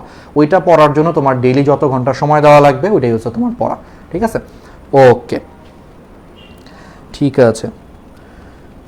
একজন বলছে ডিপ্রেশনের ওষুধ থাকলে বললেন, এত ডিপ্রেশন কেন? যাই হোক, তাহলে মেডিকেলের প্রশ্ন আসছিল যে তাহলে এরিথ্রোপয়েটিন হরমোনটা কোথা থেকে উৎপন্ন হয়? কিডনি অথবা বৃক্ক থেকে উৎপন্ন হয়। বুঝছো? এখন মনে করো কারো কিডনিতে হচ্ছে প্রবলেম হয়েছে, তাহলে কারো যদি কিডনিতে প্রবলেম হয় তাহলে তার কিডনি থেকে কিন্তু আর এরিথ্রোপয়েটিন হরমোন আসবে না। তাহলে এই হরমোনটা না আসলে তার অস্থিমজ্জা বা বোন ম্যারো কিন্তু ঠিক মতো আর কি করতে পারতেছে না, লোহিত রক্তকণিকা উৎপাদন করতে পারতেছে না। ফলে তার শরীরে কি হবে? রক্ত শূন্যতা হওয়ার কিন্তু একটা চান্স আছে। সো এটা যাতে না হয় এই জন্য এই সমস্ত কিডনি রোগীদেরকে বর্তমানে কি করা হয়? বাইরে থেকে হচ্ছে এরিথ্রোপয়েটিন হরমোনটা ইনজেকশনের মাধ্যমে দেওয়া হয়, ওষুধ হিসেবে দেওয়া হয়। তাহলে এই ওষুধটা কেমনি উৎপাদন করছে? এই ওষুধটা উৎপাদন করছে হচ্ছে রিকম্বিনেন্ট ডিএনএ প্রযুক্তির মাধ্যমে। অর্থাৎ আমাদের শরীরে এরিথ্রোপয়েটিন উৎপন্নকারী কি আছে? জিন আছে। সেই জিনটাকে আলাদা করে ব্যাকটেরিয়ার মধ্যে রিকম্বিনেন্ট ডিএনএ টেকনোলজির মাধ্যমে স্থাপন করে সেই ব্যাকটেরিয়ার মাধ্যমে হচ্ছে এরিথ্রোপয়েটিন হরমোন তৈরি করছে। পরে সেই হরমোনটাকে বাজারজাত করা হচ্ছে ওষুধ হিসেবে, যেটা আমরা কিডনি রোগীদেরকে হচ্ছে দিয়ে থাকি। তাহলে এগুলো হচ্ছে কিসের প্রয়োগ? ভালো একটা প্রয়োগ। তারপরে জিন থেরাপি। ঠিক আছে? ওই যে বলছিলাম, একজন জিজ্ঞেস করছো কারেক্টেড জিনকে, এখন বুঝতে পারবা। দেখো, মানুষের দেহে নর্মালি প্রত্যেকটা কোষে হচ্ছে 25,000 পর্যন্ত হচ্ছে কর্মক্ষম জিন বহন করতে পারে। এখন পর্যন্ত আবিষ্কার করা হয়েছে যে মানুষের এক একটা কোষে বর্তমানে হচ্ছে তোমার 25,000 পর্যন্ত কর্মক্ষম হচ্ছে জিন থাকে, ঠিক আছে। এবং সেই জিনগুলোর মধ্যে যদি কোনো কারণে প্রবলেম হয় তাহলে কিন্তু মানুষের বিভিন্ন ধরনের জেনেটিক ডিসঅর্ডার হয়। এই জেনেটিক ডিসঅর্ডার নিয়ে আমরা হচ্ছে জিন তত্ত্ব বিবর্তন চ্যাপ্টারে ডিটেলস আলোচনা করব। তাহলে আপাতত খালি মাথায় রাখো যে জেনেটিক ডিসঅর্ডার মানে হচ্ছে এই যে মানুষের দেহে এতগুলা জিন আছে, প্রত্যেকটা জিন কিন্তু কোনো না কোনো কাজ করতেছে। এখন সেই জিনের মধ্যে যদি কোনো প্রবলেম হয় তাহলে সেই জিনটা ঠিকমতো কাজ করতে পারবে না, আর জিন ঠিকমতো কাজ করতে না পারলে তার শরীরে হচ্ছে একটা রোগ হবে। এই রোগটাকে তখন বলা হয় জেনেটিক ডিসঅর্ডার। তো এখন যে সমস্ত মানুষের এরকম জেনেটিক ডিসঅর্ডার আছে, মানে যার শরীরে মনে করে এরকম একটা ত্রুটিপূর্ণ জিন আছে, সেই ত্রুটিপূর্ণ জিনটাকে আমি যদি রেস্ট্রিকশন এনজাইম দিয়ে কেটে সরিয়ে দিয়ে সেই জায়গায় যদি ভালো একটা জিনকে প্রবেশ করিয়ে সেটাকে কর্মক্ষম করতে পারি, এটারই তোমার বলা হয় কারেক্টেড জিন। বুঝছো? যে ধরো তোমার শরীরে যে 25,000 জিন আছে তার মধ্যে মনে করে একটা জিনে প্রবলেম আছে, সেই একটা জিনকে মনে করে এখন আমি রেস্ট্রিকশন এনজাইম দিয়ে কেটে সেই জায়গায় একটা ভালো জিনকে প্রবেশ করায় দিছি, তাহলে তোমার শরীরে যে জিনের যে প্রবলেমটা ছিল সেটাকে দূর করে আমি কারেকশন করে দিছি। এটার এই জন্য বলা হয় কারেক্টেড জিন। তাহলে এটাও করা হয়। তারপর দেখো গর্ভের শিশু পরীক্ষা, ঠিক আছে। মাতৃগর্ভে কোনো শিশু মানে মায়ের পেটে থাকা অবস্থায় শিশুর মধ্যে কোনো বংশগত রোগ আছে কিনা বা অন্য কোনো অস্বাভাবিক কোনো কিছু আছে কিনা সেটা জানার জন্য অ্যামনিওসিস নামক একটা পরীক্ষা করা হয়। একটু মনে রাখবা, অ্যামনিওসিস। এই পরীক্ষাও বর্তমানে জিন প্রযুক্তি দ্বারা হচ্ছে করা হয়, ঠিক আছে। আর এনজাইম উৎপাদন, এটাও ইম্পর্টেন্ট, যে খাদ্য হজমকারী বিভিন্ন এনজাইম যেমন জাইমেজ, প্রোটিয়েজ, এই এনজাইমগুলো বর্তমানে হচ্ছে তোমার কি করা হয়, রিকম্বিনেন্ট ডিএনএ প্রযুক্তির মাধ্যমে কৃত্রিমভাবে হচ্ছে তৈরি করা হয়, ওষুধ হিসেবে তৈরি করা হয়। তাহলে এখন আসো আরও কিছু এমসিকিউ, আমি জাস্ট এমসিকিউগুলো একটু বলে দিচ্ছি। তারপরে দেখো পরিবেশ দূষণ মুক্ত। পরিবেশ দূষণ মুক্ত রাখতে বিভিন্ন ধরনের বর্তমানে হচ্ছে ব্যাকটেরিয়াকে রিকম্বিনেন্ট ডিএনএ প্রযুক্তিতে ইউজ করা হচ্ছে, এগুলো একটু রিডিং দিবা, ঠিক আছে। তারপরে সমুদ্রে হচ্ছে তোমার তেল দূষণ মুক্ত করতে কি করতে, যে সমুদ্রে হচ্ছে তোমার তেল দূষণ মুক্ত করতে বর্তমানে হচ্ছে তোমার সিউডোমোনাস, নোকার্ডিয়া, মাইকোব্যাকটেরিয়াম, বিশেষ ধরনের ইস্ট এবং মোল্ড জাতীয় ছত্রাক বর্তমানে হচ্ছে হাইড্রোকার্বন অক্সিডাইজিং অণুজীব হিসেবে কাজ করে সমুদ্রে হচ্ছে তেল দূষণ কমাইতে পারে। আচ্ছা, সমুদ্রের তেল দূষণ এই জিনিসটা আবার কি? আচ্ছা, তেল দূষণ হচ্ছে সমুদ্রের মধ্যে কি বিভিন্ন জাহাজ চলাচল করে, তোমরা মাঝে মাঝে খবর শুনবা, কয়েকদিন আগে বাংলাদেশেও দেখছো যে বাংলাদেশের সমুদ্র উপকূলে একটা জাহাজ ছিল, সেই জাহাজটা কোনো কারণে ডুবে গেছে। তো সেই জাহাজের মধ্যে প্রচুর পরিমাণে কত হাজার টন জানি তেল ছিল, তো জাহাজ ডুবে যাওয়ার কারণে সেই তেলগুলো হচ্ছে আশেপাশে সমুদ্রের মধ্যে ছড়ায় পড়ছে। আর সমুদ্রের মধ্যে তেল ছড়িয়ে পড়লে তেলের কারণে কিন্তু একটা দূষণ হয়। তাহলে এইরকম যদি সমুদ্রের মধ্যে তেল ছড়িয়ে পড়ে, তেলের কারণে যে দূষণ হয় সেই দূষণটাকে প্রতিরোধ করাটা কিন্তু খুব কঠিন। একবার যদি সমুদ্রের মধ্যে ধরে এরকম একটা বিশাল তেলবাহী জাহাজ যদি ডুবে যায় তাহলে সেই তেলগুলো আশেপাশে ছড়িয়ে পড়লে এটা কিন্তু সমুদ্রের মারাত্মক ক্ষতি করে। তো এরকম সমুদ্রে এরকম তেল দূষণ থেকে বাঁচার জন্য বর্তমানে জেনেটিক ইঞ্জিনিয়ারিং প্রযুক্তির মাধ্যমে কিছু কিছু ইস্ট এবং মোল্ড জাতীয় ছত্রাককে ব্যবহার করা হচ্ছে। সেই ছত্রাকগুলো তেল কি বলতো? তেল হচ্ছে এক ধরনের হাইড্রোকার্বন, এটা আমরা কেমিস্ট্রিতে হয়তো পড়ার কথা, জৈব রসায়নে পড়বো। তেল হচ্ছে এক ধরনের হাইড্রোকার্বন। তাহলে কিছু কিছু মানে জেনেটিক ইঞ্জিনিয়ারিং প্রযুক্তির মাধ্যমে এখন বর্তমানে কিছু কিছু ব্যাকটেরিয়ার মধ্যে আমি এমন কিছু জিন প্রবেশ করা দিচ্ছি যার কারণে সেই ব্যাকটেরিয়াগুলো এখন বর্তমানে হাইড্রোকার্বনের সাথে বাতাসের অক্সিজেনের বিক্রিয়া করে সেই হাইড্রোকার্বনগুলোকে হচ্ছে তোমার জলীয় বাষ্প এবং হচ্ছে কার্বন ডাইঅক্সাইডে কনভার্ট করে সে তেলের হাত থেকে সমুদ্রকে রক্ষা করতেছে। বুঝতে পারছো? অর্থাৎ আমি কি করতেছি, এই যে সিউডোমোনাস, নোকার্ডিয়া, মাইকোব্যাকটেরিয়াম, এই সমস্ত ব্যাকটেরিয়া বা ছত্রাক বা ইস্ট জাতীয় উদ্ভিদে আমি জেনেটিক ইঞ্জিনিয়ারিং বা রিকম্বিনেন্ট ডিএনএ প্রযুক্তির মাধ্যমে কিছু স্পেশাল জিন স্থাপন করে দিছি। সেই স্পেশাল জিনগুলা কি করতেছি, স্থাপন করে দেওয়ার কারণে সেই স্পেশাল জিনগুলার সাহায্যে এখন এই ব্যাকটেরিয়াগুলা বা এই ছত্রাকগুলা কি করতেছে, তেল মানে হচ্ছে এক ধরনের হাইড্রোকার্বন, তারা সেই হাইড্রোকার্বনকে বাতাসের অক্সিজেনের সাথে বিক্রিয়া করতে সাহায্য করতেছে এই জিনের কারণে। এই হাইড্রোকার্বনের সাথে বাতাসের অক্সিজেনকে তারা বিক্রিয়া করে সেখান থেকে পানি এবং মানে কার্বন ডাইঅক্সাইড তৈরি করতেছে। এটা আমরা কেমিস্ট্রিতে পড়ছি। অ্যালকেনের বিক্রিয়া পড়ছি না, যে অ্যালকেনের সাথে অক্সিজেনের বিক্রিয়া করলে কি হয়, জলীয় বাষ্প এবং কার্বন ডাইঅক্সাইড উৎপন্ন হয়। তো তেল কিন্তু এক ধরনের অ্যালকেন, তো অ্যালকেনের সাথে অক্সিজেনের বিক্রিয়া হইলে সেখানে কি হবে, কার্বন ডাইঅক্সাইড উৎপন্ন হবে আর হচ্ছে জলীয় বাষ্প তৈরি হবে। তো এই বিক্রিয়াটাকে তারা প্রভাবিত করতেছে ওই ব্যাকটেরিয়াগুলো। সেই রকম জিন হচ্ছে আমি তার মধ্যে দিয়ে দিছি, ফলে তারা সমুদ্রের মধ্যে যদি কোনো কারণে এরকম তেল পড়ে যায় সেই তেলের দূষণ থেকে হচ্ছে সমুদ্রকে তারা রক্ষা করতেছে, এই হচ্ছে ব্যাপার। তারপর পয়ঃনিষ্কাশন বা সিওয়েজ সিস্টেমে জুগলিয়া রেমিজেরা নামক এক ধরনের ব্যাকটেরিয়া ইউজ করে আমরা হচ্ছে সুয়েজ মানে সুয়েজ তো বুঝো, আচ্ছা আমরা এখানে একটা কাহিনী আছে, আমরা বাঙালিরা কিন্তু একটা ভুল উচ্চারণ করি, আমরা বলি সুয়ারেজ বলি, যে সুয়ারেজের লাইনে সমস্যা হয়েছে, আসলে উচ্চারণটা সুয়ারেজ না, উচ্চারণটা আসলে হচ্ছে সুয়েজ, ইংলিশে বানানটা হচ্ছে এটা কেন জানি আমরা সুয়ারেজ বানায় দিছি। সুয়ারেজ বলতে আমরা সবাই বুঝি যে ল্যাট্রিনের লাইন আর কি, বাথরুমের যে লাইনটা, মানুষের মলমূত্র পায়খানা যেখানে থাকে আর কি ড্রেন, ওইটারে সুয়ারেজ বলি আমরা, আসলে এটা সুয়ারেজ না সুয়েজ। তাহলে এই সুয়েজ জাতীয় পদার্থগুলোরে ধ্বংস করার জন্য জুগলিয়া রেমিজেরা নামক এক ধরনের ব্যাকটেরিয়া বর্তমানে হচ্ছে ব্যবহার করা হচ্ছে, এগুলো একটু দেখবা। হ্যাঁ, এখন আসো এই যে সুপার রাইস, এগুলো পড়াইছে কিন্তু। এবার আসো ইনসুলিন, ইনসুলিন কেমনে উৎপাদন করা হয় জেনেটিক ইঞ্জিনিয়ারিং প্রযুক্তির মাধ্যমে, হালকা করে আমরা একটু বলি, ঠিক আছে? তাহলে এই জিনিসগুলা আমরা মারুফা বেগম, আচ্ছা কেমিস্ট্রি কোর্স তোমাদের 24 ব্যাচের জন্য আসলে কেমিস্ট্রি কোর্সটা আমরা একটু আসলে পরে আনবো, হয়তো আনবো কিনা এটাও আমি আসলে শিওর না, কারণ আমি বর্তমানে আসলে ফোকাস করতে চাচ্ছি আসলে একটা সাবজেক্টের উপরে, বায়োলজির উপরে, আর হচ্ছে আমাদের মেডিকেল কোর্স নিয়ে। কারণ 23-এ আসলে 2টা কোর্সই ছিল, কেমিস্ট্রি কোর্সও ছিল, বায়োলজি কোর্সও ছিল। 23-এ আসলে আমাদের কোর্সগুলো তো অনেক ঝামেলাই হয়েছে, ঝামেলা হয়েছে বলতে হচ্ছে আমার জন্য একটা চাপ হয়ে গেছিলো। পরবর্তীতে দেখলাম যে আসলে মানে একই ব্যাচের 2টা কোর্স, মানে 2 সাবজেক্টের সবগুলা ক্লাস তো আমি নেই, তো দেখা গেছে যে ক্লাস নিতে নিতে আমার অনেক প্রেশার হয়ে গেছে। আমার আবার সাথে ধরো ইন্টার্নি ছিল, ট্রেনিং ছিল, ট্রেনিং করে হাসপাতালে কাজ করে আইসা আসলে মানে প্রত্যেকদিনই ক্লাস নেওয়া লাগতো, আবার মেডিকেলের ব্যাচ ছিল, সো সব মিলে আসলে প্রেশার হয়ে গেছিলো। এই জন্য আমি সেই প্রেশারটাকে আসলে কমানোর জন্য তোমাদের 24 ব্যাচে আর কোনো কেমিস্ট্রি কোর্স আসলে লঞ্চ করি নাই, ঠিক আছে? তো এটা আসলে আসবে কিনা আমি বলতে পারছি না, এটা হয়তোবা কোর্স না আসলে আমি তোমাদেরকে ন্যানো কেমিস্ট্রি কোর্স নামে একটা ফ্রি একটা জিনিস আনার আমার প্ল্যান আছে, যেটা হলো তোমার 23 ব্যাচের এইচএসসির পরে আসবে। এই 23 ব্যাচের এইচএসসি পরীক্ষাটা শেষ হওয়ার পরে তোমাদেরকে 24 ব্যাচ এবং 25 ব্যাচের জন্য আমরা যেমন ন্যানো বায়োলজি কোর্স নামে একটা ফ্রি প্লেলিস্ট আনছি, যেটা তোমরা দেখছো অনেকে খুব ভালো লাগছে, ওরকম করে আমরা কেমিস্ট্রির জন্য আরেকটু সুন্দর করে গুছানো আর একটা প্লেলিস্ট আনতে যাচ্ছি ন্যানো কেমিস্ট্রি কোর্স নামে, সেটা আমি করতে চাচ্ছি। এবং সাথেই বছর আমাদের আরও 2-3 জন নতুন টিচার অ্যাড হয়েছে, ওরাও হচ্ছে তোমাদেরকে ক্লাস নিব এখানে, ঠিক আছে? তাহলে আমার উপর একটু চাপটা কমলে তখন হয়তো আমি এরকম কিছু একটা আনতে পারবো।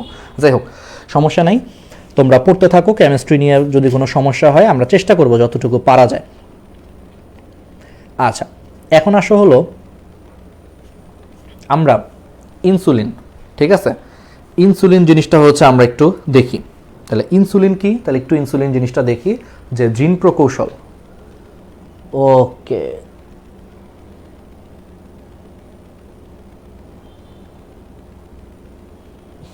ঠিক আছে।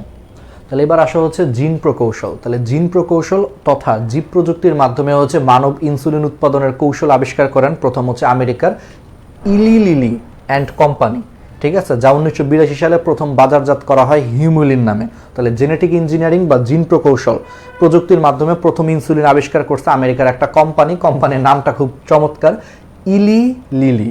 আমার কাছে অনেক কোম্পানির নামটা অনেক হাস্যকর লাগতো, ইলি লিলি অ্যান্ড কোম্পানি, ঠিক আছে? ইলি লিলি অ্যান্ড কোম্পানি, যেটা 1982 সালে প্রথম ইনসুলিন বাজারজাত করছে কোন নামে? হিউমিলিন নামে, হিউমুলিন নামে হচ্ছে প্রথম বাজারজাত করছে। আচ্ছা, ইনসুলিন কি আমরা একটু দেখি। আমাদের অগ্নাশয়, মানব দেহের একটা গুরুত্বপূর্ণ অঙ্গ হচ্ছে অগ্নাশয়। সেই অগ্নাশয়ের মধ্যে একটা ইম্পর্টেন্ট জিনিস আছে, দেখো। আচ্ছা, এখানে লেখাই আছে, দাঁড়াও এখানেই বলি। মানব দেহের একটা খুবই গুরুত্বপূর্ণ হচ্ছে একটা অঙ্গ আছে, যেটা হচ্ছে অগ্নাশয়। সেই অগ্নাশয়ের আইলেটস অফ ল্যাঙ্গারহ্যান্স নামক একটা অংশ আছে, এটা আমরা হলো পরিপাক্ব শোষণ চ্যাপ্টারে পড়বো এগুলা। অগ্নাশয়ের একটা গুরুত্বপূর্ণ অংশ হচ্ছে আইলেটস অফ ল্যাঙ্গারহ্যান্স। সেই আইলেটস অফ ল্যাঙ্গারহ্যান্সের একটা কোষ হচ্ছে বিটা কোষ, সেই বিটা কোষ থেকে হচ্ছে তোমার ইনসুলিন বের হয়। তাহলে অগ্নাশয়ের আইলেটস অফ ল্যাঙ্গারহ্যান্সের বিটা কোষ থেকে হচ্ছে ইনসুলিন বের হয়, ঠিক আছে?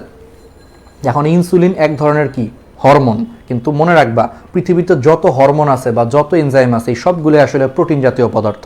তাহলে ইনসুলিনটাও কিন্তু আসলে কি এক ধরনের হরমোন, ঠিক আছে? তাহলে হরমোন এবং এটা হচ্ছে প্রোটিন জাতীয় পদার্থ, এই জন্যই সেই ইনসুলিনটা 51টা অ্যামাইনো অ্যাসিড নিয়ে গঠিত একটা প্রোটিন, তাহলে অলওয়েজ একটা কথা মাথায় রাখবা, তাহলে অগ্নাশয়ের আইলার্স অফ ল্যাঙ্গারহ্যান্সের বিটা কোষ থেকে হচ্ছে ইনসুলিন উৎপন্ন হয়।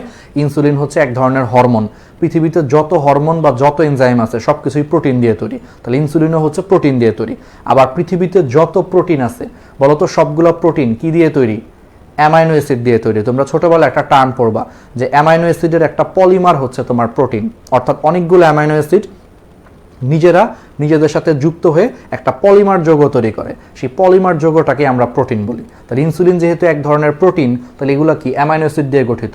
এখন ইনসুলিন মনে রাখবা এটা 51টা অ্যামাইনো অ্যাসিড দিয়ে গঠিত। তাহলে 51টা অ্যামাইনো অ্যাসিড দিয়ে গঠিত একটা ক্ষুদ্রাকার সরল প্রোটিন হচ্ছে ইনসুলিন। সেই ইনসুলিন হচ্ছে আবার দুইটা পলিপেপটাইড হচ্ছে তোমার চেইন দিয়ে গঠিত, একটা হচ্ছে চেইন এ আরেকটা হচ্ছে চেইন বি। এই চেইন এর মধ্যে তোমার 21টা হচ্ছে অ্যামাইনো অ্যাসিড থাকে, আর চেইন বি এর মধ্যে তোমার হচ্ছে 30টা অ্যামাইনো অ্যাসিড থাকে। তাহলে 30 আর 21 যোগ করলে কত হয়? 51। তাহলে টোটালে 51টা অ্যামাইনো অ্যাসিড নিয়ে একটা ইনসুলিন তৈরি। তাহলে বুঝতে পারছো ইনসুলিনের স্ট্রাকচারটা বুঝছো যে ইনসুলিন এক ধরনের হরমোন, আর যত হরমোন আছে এগুলো মেইনলি প্রোটিন দিয়ে তৈরি। তার মানে ইনসুলিন হচ্ছে প্রোটিন দিয়ে তৈরি। আবার প্রোটিনগুলো কি দিয়ে তৈরি? অ্যামাইনো অ্যাসিড দিয়ে তৈরি। তাহলে ইনসুলিন হচ্ছে তোমার টোটাল 51টা অ্যামাইনো অ্যাসিড দিয়ে তৈরি। তার মধ্যে আবার ইনসুলিন হচ্ছে দুইটা চেইন দিয়ে গঠিত, একটা হচ্ছে চেইন এ আরেকটা হলো চেইন বি। চেইন মানে তো বুঝতেই পারতেছো সুতা, এর মধ্যে চেইন এ এটা 21টা অ্যামাইনো অ্যাসিড দিয়ে গঠিত, চেইন বি হচ্ছে 30টা অ্যামাইনো অ্যাসিড দিয়ে গঠিত। এই দুইটা মিলে হচ্ছে মানুষের কি হয়েছে? ইনসুলিন উৎপাদন হয়েছে। ঠিক আছে, আচ্ছা এখন বলো তো ইনসুলিন, তাহলে মানুষের যে ইনসুলিন উৎপন্ন হয় তাহলে সেই ইনসুলিন উৎপাদনের জন্যও কোনো না কোনো জিন আছে ডেফিনেটলি, কারণ আমাদের শরীরে যত কিছু তৈরি হয়, যত বৈশিষ্ট্য সব কিছুই কিন্তু আসলে জিন দিয়ে নিয়ন্ত্রিত হয়। তাহলে এই যে আমাদের শরীরের কোষ থেকে ইনসুলিন উৎপন্ন হচ্ছে অগ্নাশয় থেকে, তাহলে সেই ইনসুলিন উৎপাদনের জন্যও কি আছে? জিন আছে। তাহলে মানুষের শরীরে ইনসুলিন উৎপাদনের জন্য দায়ী যে জিনটা, সেটা 11 নম্বর ক্রোমোজোমের খাটো বাহুর ডিএনএর শীর্ষে এরকম 153টা নাইট্রোজেন ঘটিত ক্ষারক নিয়ে গঠিত ইনসুলিনের হচ্ছে তোমার জিনটা অবস্থান করতেছে। তাহলে এই যে আমাদের শরীরে যে ইনসুলিন উৎপাদন হয়, সেই ইনসুলিন উৎপাদনের জন্য দায়ী জিনটা কোথায় অবস্থান করে? আমাদের 11 নম্বর ক্রোমোজোমের খাটো বাহুর ডিএনএর শীর্ষে অবস্থান করে এই জিনটা, এবং সেই জিনটা এরকম 153টা নাইট্রোজেন ঘটিত ক্ষারকের সিরিয়াল দিয়ে তৈরি। আচ্ছা এটা একটু বুঝাই। ধরো মানুষের ক্রোমোজোম, মানুষের শরীরে কয়টা ক্রোমোজোম থাকে? 23 জোড়া ক্রোমোজোম থাকে। সেই 23 জোড়া ক্রোমোজোমের মধ্যে মনে করো 11 নম্বর জোড়া, 11 নম্বর জোড়ার ক্রোমোজোমের মনে করে একটা বাহু হচ্ছে খাটো, সেই খাটো বাহুর মাথার মধ্যে ডিএনএ আছে, সেই ডিএনএতে হচ্ছে ইনসুলিন উৎপাদনের জন্য দায়ী জিনটা অবস্থান করে। আবার ডিএনএ কি? ডিএনএ আসলে হচ্ছে তোমার দ্বিসূত্র। তো ডিএনএ দ্বিসূত্র, প্রত্যেকটা সুতার মধ্যে কি আছে? নাইট্রোজেন ঘটিত ক্ষারকের কিন্তু একটা সিরিয়াল আছে। যেমন ধরো একটা অ্যাডেনিন আছে, তার নিচেরটা ধরো গুয়ানিন, আবার ধরো আবার একটা অ্যাডেনিন, তারপর আরেকটা গুয়ানিন, ধরো আরেকটা গুয়ানিন, আরেকটা গুয়ানিন, তারপরে ধরো থায়ামিন, তারপরে ধরো সাইটোসিন, এরকম একটা সিরিয়াল আছে। তাহলে সেই ইনসুলিন উৎপাদনের জন্য দায়ী যে জিনটা, সেই জিনটা হচ্ছে আবার এরকম 153টা, মানে পরপর এরকম 153টা নাইট্রোজেন ঘটিত ক্ষারকের যে সিরিয়াল, সেই সিরিয়াল নিয়ে ইনসুলিন উৎপাদনের জন্য দায়ী জিনটা তৈরি হয়েছে। এরকম 153টা, যেমন এখানে কয়টা দিছি আমি? 1 2 3 4 5 6 7 8, এখানে আমি 8টা নাইট্রোজেন ঘটিত ক্ষারকের মনে করে একটা সিরিয়াল দিছি। এরকম 153টা নাইট্রোজেন ঘটিত ক্ষারকের সিরিয়াল দিয়ে ইনসুলিন উৎপাদনের জন্য দায়ী জিন তৈরি হয়েছে, এবং সেই জিনটা অবস্থান করতেছে মানুষের 11 নম্বর ক্রোমোজোমের একটা বাহু হচ্ছে খাটো, সেই খাটো বাহুর ডিএনএর শীর্ষে অবস্থান করতেছে। বুঝতে পারছো? এই হয়েছে কাহিনী। তো পরবর্তীতে কি করা হয়েছে?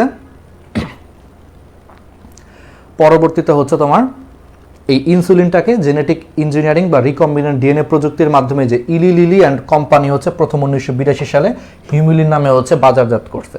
ঠিক আছে, ওকে। এখন আসা হচ্ছে ইনসুলিনের কাজটা কি, মানুষের শরীরে ইনসুলিন কি কাজ করে, এটা একটু ইম্পর্টেন্ট। তোমরা অনেক সময় দেখবা যে ডায়াবেটিস রোগ হইলে, আমরা আজকে ইনসুলিন পর্যন্তই পড়াবো, কথা দিলাম। আমি ভাবছিলাম শেষ করব, কিন্তু এখন দেখতেছি না এই চ্যাপ্টারটাও আসলে একটু বড়ই আছে, আরেকটা ক্লাস মনে হয় লাগবে। ঠিক আছে, এই জন্য আজকে আমরা ইনসুলিন পর্যন্তই হচ্ছে পড়াবো, এরপরে আমরা বাকিটা পরের ক্লাসে পড়াবো, সমস্যা নেই। ঠিক আছে, 1-2 ক্লাস আমি সবসময় বলি, দেখো আমরা তো অনেক ডিটেলসে পড়া, অনেক কিছুই পড়াই, তারপরেও কিন্তু ডিটেলসে পড়াইতে গেলে একটু সময় দিতে হয়। ঠিক আছে, একটু টাইম লাগে, সমস্যা না। আমাদের তো 3টা চ্যাপ্টার অলমোস্ট শেষ, এটা পড়াইলে 4টা চ্যাপ্টার শেষ হয়ে যাবে, আর তারপরে তো আর রক্ত সঞ্চালন পড়াইলে 5টা শেষ হয়ে যাবে, আমরা অনেক দ্রুতই শেষ করতেছি। যাই হোক, তাহলে এবার তুমি একটু খেয়াল করো, জাস্ট তুমি একটু খেয়াল করো যে তাহলে ইনসুলিনের কাজটা কি। আচ্ছা, এটা কিন্তু আমরা সবাই জানি যে ডায়াবেটিস রোগীরা হচ্ছে ইনসুলিন নেয়। আচ্ছা, ডায়াবেটিস রোগটা কি একটু ঠান্ডা মাথায় চিন্তা করো। ডায়াবেটিস রোগ হইলে মানুষের রক্তে কি হয়? শর্করার পরিমাণ বেড়ে যায়। এটা তো তোমরা সবাই জানো যে ডায়াবেটিস রোগটা কি। ডায়াবেটিস রোগটা হচ্ছে কারো রক্তে গ্লুকোজের পরিমাণ যদি বেড়ে যায় তাহলেই সেটার আমরা কি বলি? ডায়াবেটিস বলি। Simple basic. তাহলে কারো রক্তে গ্লুকোজের পরিমাণ বেড়ে গেলে ডায়াবেটিস হয়। এই গ্লুকোজ হচ্ছে এক ধরনের কি? শর্করা। তার মানে কারো রক্তে শর্করা বা গ্লুকোজ বেড়ে গেলে সেটা ডায়াবেটিস হয়। তাহলে এখন ডায়াবেটিস রোগীরা ইনসুলিন নিচ্ছে। কেন ইনসুলিন নিচ্ছে? কারণ ইনসুলিন, মনে রাখবা, মানুষের শরীরে একমাত্র হরমোনই হচ্ছে ইনসুলিন, যেটা আমাদের রক্তে গ্লুকোজ বা শর্করার পরিমাণ হচ্ছে কমাতে সাহায্য করে। অর্থাৎ আমাদের রক্তে যত হরমোন আছে সবগুলো হরমোন গ্লুকোজ বা শর্করার পরিমাণ হচ্ছে বাড়ায়, এক্সেপ্ট ইনসুলিন। ইনসুলিন একমাত্র হরমোন যে কি করতেছে? রক্তে হচ্ছে তোমার গ্লুকোজ বা শর্করার পরিমাণ কমাচ্ছে। এই জন্য যাদের ডায়াবেটিস রোগ হয়ে গেছে, অর্থাৎ তাদের রক্তে গ্লুকোজের পরিমাণ বেশি, তাহলে ওদের কি করতে হবে? গ্লুকোজ কমাইতে হবে। এই জন্য তারা হচ্ছে ইনসুলিন নেয়। কারণ তারা ইনসুলিন নিলে সেই ইনসুলিনটা হচ্ছে গ্লুকোজ বা শর্করার পরিমাণ কমাতে সাহায্য করে। তাহলে মনে থাকবে, সারা জীবন কিন্তু মনে রাখবা, মেডিকেলে কিন্তু প্রশ্ন আসবে নিচের কোনটা ইনসুলিনের কাজ। তাহলে একমাত্র কাজ হচ্ছে রক্তে গ্লুকোজ বা শর্করার পরিমাণ কমানো হচ্ছে ইনসুলিনের কাজ। এই জন্যই ডায়াবেটিস রোগীরা ইনসুলিন নেয়, কারণ ডায়াবেটিস রোগীদের রক্তে গ্লুকোজের পরিমাণ বেশি থাকে। তাহলে রক্তে গ্লুকোজ বেশি, গ্লুকোজ কমানো লাগবে, তুমি কি নিবা? ইনসুলিন নিবা, যাতে তোমার গ্লুকোজটা কমে যায়। ঠিক আছে, এটা হচ্ছে খুবই ইম্পর্টেন্ট, কিন্তু এটা মাথায় রাখতে হবে। এখন আসলে সেই ইনসুলিনটা কিভাবে উৎপন্ন করা হয় দেখো। এই যে এতক্ষণ যা পড়াইছে এগুলো এখানে বলা আছে। দেখো, ইনসুলিন বিটা কোষ থেকে উৎপন্ন হয় এবং দেখছো যে রক্তে বিদ্যমান গ্লুকোজের উচ্চ মাত্রাকে হচ্ছে কমিয়ে সে স্বাভাবিক মাত্রায় নিয়ে আসে। তাহলে কোনো কারণে হচ্ছে অগ্নাশয় থেকে যদি ঠিকমতো ইনসুলিন বের না হয়, অথবা কম নিঃসৃত হয়, অথবা নিঃসৃত ইনসুলিন যদি অকার্যকর হলে রক্তে গ্লুকোজ বেড়ে যায়, অর্থাৎ ডায়াবেটিস হয়। পরবর্তীতে ডায়াবেটিস রোগে কি কারণে হচ্ছে ইনসুলিন নিতে হয়, এবং পুরো পৃথিবীতে ইনসুলিনের চাহিদা হচ্ছে অনেক বেশি। আর দেখছোই যে বলছিলাম ফিল করো, বায়োলজি হচ্ছে ফিল করার জিনিস। দেখো ইনসুলিন দেখছোই যে দুইটা চেইন দিয়ে গঠিত। দেখো, এটা হচ্ছে চেইন এ, এটা হচ্ছে চেইন বি। চেইন এ তে হচ্ছে তোমার দেখো 21টা অ্যামাইনো অ্যাসিড থাকে, আর চেইন বি সেখানে হচ্ছে 30টা অ্যামাইনো অ্যাসিড থাকে। আর এই চেইন এ এবং চেইন বি এটা হচ্ছে ডাবল সালফাইড বন্ড দিয়ে যুক্ত থাকে, ডাইসালফাইড বন্ড। অর্থাৎ চেইন এ এবং চেইন বি এর মাঝখানে দেখো দুইটা সালফারের বন্ধন আছে। দেখো এই যে সালফার, দুইটা সালফারের মাধ্যমে দেখো চেইন এ এবং চেইন বি পরস্পরের সাথে যুক্ত। এই ধরনের বন্ধনকে নাম দেওয়া হয়েছে ডাইসালফাইড বন্ধন। কি নাম দিয়ে হয়েছে? ডাইসালফাইড। ডাই শব্দের মানে হচ্ছে দুই, আর সালফাইড মানে সালফার। অর্থাৎ ইনসুলিনের যে দুইটা চেইন, সেই দুইটা চেইনের মাঝখানে দুইটা সালফার থাকে। দুইটা সালফারের মাধ্যমে তারা বন্ধন তৈরি করে এই চেইন দুইটাকে একটার সাথে আরেকটাকে কানেক্ট করে রাখছে। এই জন্য এই বন্ধনটাকে বলা হয় ডাইসালফাইড বন্ধন। দুইটা সালফার আছে। ঠিক আছে, তাহলে পারা যাবে এগুলা। ওকে, এখানে আরো কিছু এমসিকিউ আসে, তাহলে সেই এমসিকিউ গুলো হচ্ছে পড়বা। আচ্ছা, এখন আসো হচ্ছে ইনসুলিন হচ্ছে তোমার কেমনে তৈরি করা হয়। চলো আমরা একটু সিস্টেমটা একটু একবার দেখি। খুবই ইজি। তোমাদেরকে আগের ক্লাসে রিকম্বিনেন্ট ডিএনএ প্রযুক্তি পড়াইছি। তাহলে সেই রিকম্বিনেন্ট ডিএনএ প্রযুক্তি যদি আমি পড়াই, তাহলে সেখান থেকে তোমরা খুব সহজেই হচ্ছে এখন বুঝতে পারবো একই জিনিস। তাহলে পরীক্ষায় আমারে বলো রিকম্বিনেন্ট ডিএনএ প্রযুক্তি যদি আসে, যেভাবে অ্যান্সার করবা ইনসুলিন কেমনে তৈরি করা হয় বাণিজ্যিকভাবে, ঠিক সেম অ্যান্সার। কারণ দুইটা টেকনোলজি তো সেম টেকনোলজি। ওই রিকম্বিনেন্ট ডিএনএ প্রযুক্তিরই একটা প্রয়োগ হচ্ছে ইনসুলিন তৈরি করা, হুবহু তাহলে আগের মতো। তাহলে বাকিটা কি পারবা? পড়ানো কি লাগবে? সেম। তাহলে ওই যে ফার্স্টে কি করতে হবে বলো? তাহলে এখন তুমিই বলো, তাহলে মানুষের শরীরে কেমনে হচ্ছে ইনসুলিন উৎপাদন করবা বলো? তাহলে তোমার প্রথম কাজ কি? ইনসুলিন উৎপাদনকারী হচ্ছে আগে জিন শনাক্ত করতে হবে। তাহলে তোমার প্রথম কাজ হচ্ছে ইনসুলিন উৎপাদনকারী জিন শনাক্ত করবে। অর্থাৎ মানুষের কোষে ইনসুলিন উৎপন্নকারী যে জিনটা অবস্থান করতেছে সেই জিনটাকে শনাক্ত করবা। ঠিক আছে, এটা হচ্ছে তোমার প্রথম কাজ। তারপরে বলো তো দ্বিতীয় কাজ কি হবে? দ্বিতীয় কাজ হচ্ছে ইনসুলিন উৎপাদনের জন্য দায়ী যে জিনটা, সেই জিনটা তুমি হচ্ছে মানুষের ডিএনএ থেকে আলাদা করবা। রেস্ট্রিকশন এনজাইম দিয়ে কেটে ইনসুলিন উৎপাদনের জন্য দায়ী জিনটা আলাদা করবা। তারপরে 3 নম্বর কাজ কি? ওই যে ভেক্টর বা বাহক হিসেবে ব্যাকটেরিয়া থেকে হচ্ছে প্লাজমিডটাকে আলাদা করবা। আলাদা করার পর এখন কি করবা? রেস্ট্রিকশন এনজাইম দিয়ে সেই প্লাজমিডটাকে হচ্ছে কাটবা। কাটার পরে ইনসুলিন উৎপাদনের জন্য দায়ী যে জিনটা আছে, সেই জিনটা ওই যে লাইগেজ এনজাইমের মাধ্যমে লাগায়া দিবা প্লাজমিডের সাথে। প্লাজমিডের সাথে হচ্ছে লাগায়া দিবা। লাগায় দিলে এটা কি হয়ে গেল? এটা এখন একটা রিকম্বিনেন্ট ডিএনএ হয়ে গেল, তাই না? কারণ আমরা বলছিলাম যে ব্যাকটেরিয়ার প্লাজমিডের মধ্যে মানুষের ইনসুলিন উৎপাদনের জন্য দায়ী জিনটা যখন তুমি লাইগেজ এনজাইম দিয়ে লাগায় দিবা, তখন এই জিনের ডিএনএর মধ্যে কিন্তু পরিবর্তন হয়ে গেছে। এই জন্য এটাকে তখন বলা হয় রিকম্বিনেন্ট ডিএনএ। পরবর্তীতে কি করবা, সেই রিকম্বিনেন্ট ডিএনএটা অর্থাৎ এই প্লাজমিড ডিএনএটাকে আবার কি করবা, ব্যাকটেরিয়ার হচ্ছে দেহে স্থাপন করবা। ব্যাকটেরিয়ার দেহে স্থাপন করার জন্য তোমাকে কি করতে হবে, একটা প্রক্রিয়া আছে, ট্রান্সফরমেশন প্রক্রিয়া। ট্রান্সফরমেশন প্রক্রিয়াতে ইকোলাইয়ের ভিতরে তুমি কি করতেছো, এই রিকম্বিনেন্ট ডিএনএ বা রিকম্বিনেন্ট যে প্লাজমিডটা আছে, প্লাজমিডটাকে ব্যাকটেরিয়ার কোষের ভিতরে প্রবেশ করাচ্ছ। তো একটা ব্যাকটেরিয়া নর্মালি এরকম একটা প্লাজমিডকে ভিতরে ঢুকাইতে চায় না। এটা করার জন্য তোমাকে হিট শক দিতে হবে। হিট শক দিলে সেই ব্যাকটেরিয়াটা আলটিমেটলি কি করবে, প্লাজমিডটাকে গ্রহণ করবে।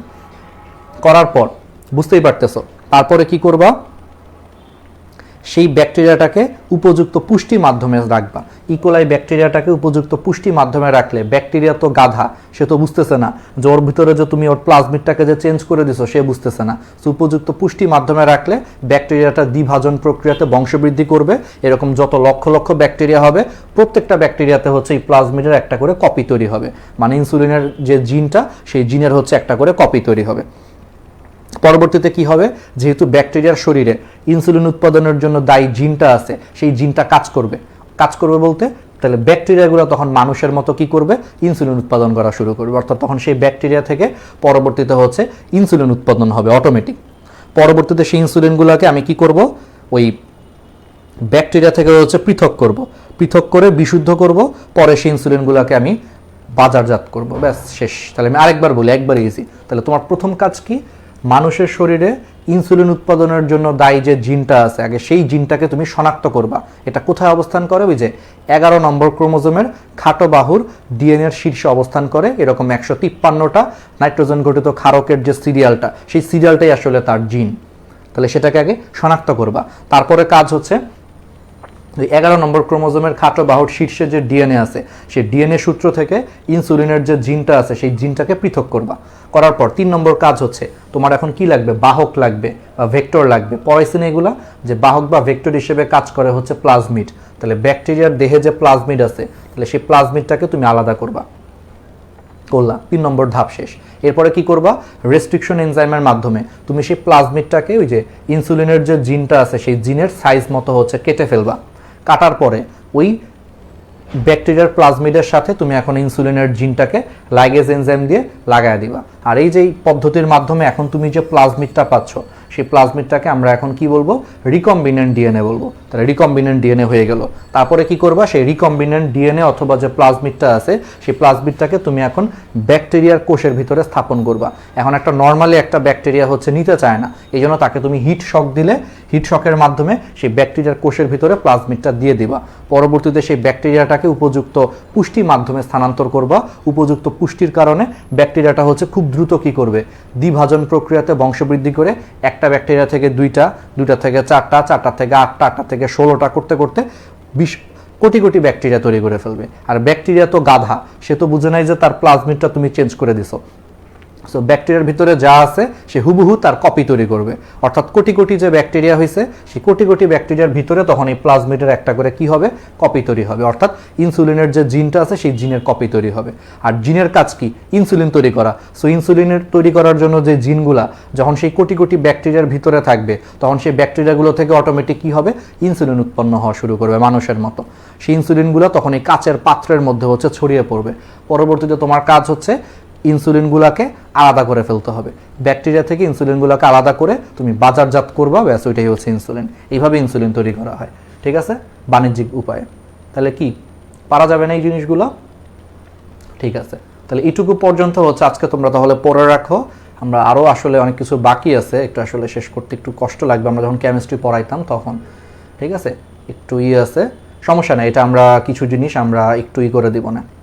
আজকে আমরা একটা কাজ করি, শেষই করে দেই, এর বাইরে তো আসলে বাকি নেই। ইনসুলিনের পরে আর কি বাকি আছে? ইনসুলিনের পরে হচ্ছে তোমার হালকা একটা জিনিস। তাহলে সেমভাবে টিস্যু প্লাজমিনোজেন অ্যাক্টিভেটর, এটাও সেমভাবে তৈরি করা হয়, সেমভাবে। এটা যদি পরীক্ষা এখন হঠাৎ করে আসে, একই জিনিস, খালি চেঞ্জ হবে কি, চেঞ্জ হবে হচ্ছে যে টিস্যু প্লাজমিনোজেন অ্যাক্টিভেটর, এটা উৎপন্নকারী যে জিনটা, সেই জিনটাকে তুমি আগে শনাক্ত করবা, করার পর বাকিটা হুবহু ইনসুলিনের মতো। যে টিস্যু প্লাজমিনোজেন অ্যাক্টিভেটর, এটা উৎপন্নকারী জিনটা তুমি কি করবা, ফার্স্টে আলাদা করবা, করার পর ব্যাকটেরিয়া থেকে প্লাজমিড বের করবা, পরে প্লাজমিডটাকে হচ্ছে কাটবা, কেটে সেই জায়গাটায় হচ্ছে এই টিস্যু প্লাজমিনোজেন অ্যাক্টিভেটর উৎপন্নকারী হচ্ছে জিনটা লাইগেজ এনজাইম দিয়ে লাগায় দিবা। তাহলে এরকম একটা রিকম্বিনেন্ট ডিএনএ তৈরি হয়ে গেল। পরে সেই রিকম্বিনেন্ট ডিএনএ বা প্লাজমিডটাকে ব্যাকটেরিয়ার ভিতরে প্রবেশ করাবা, উপযুক্ত পুষ্টি মাধ্যমে নিবা, ব্যাকটেরিয়াটা বংশবৃদ্ধি করবে। প্রত্যেকটা ব্যাকটেরিয়াতে তখন এই জিনিসটার একটা করে কপি তৈরি হবে জিনটা, অটোমেটিক তখন ব্যাকটেরিয়া থেকে টিস্যু প্লাজমিনোজেন অ্যাক্টিভেটর উৎপন্ন হবে। পরে সেটাকে তুমি পৃথক করে নিয়ে বাজারজাত করবা, ব্যাস হয়ে গেছে। তাহলে একই প্রসেস সেম, খালি তুমি ভিন্ন ভিন্ন জিন নিয়ে কাজ করতেছো। সেমভাবে যদি এখন পরীক্ষায় আসে কিভাবে রিকম্বিনেন্ট ডিএনএ প্রযুক্তির মাধ্যমে কিভাবে এরিথ্রোপয়েটিন হরমোন তৈরি করা হয়, পারবা না? ঠিক আছে, পারবা না। সেমভাবে যে এরিথ্রোপয়েটিন নামক হরমোন উৎপন্নকারী দায়ী যে জিনটা, সেই জিনটাকে আলাদা করে বাকিটা হচ্ছে সেম।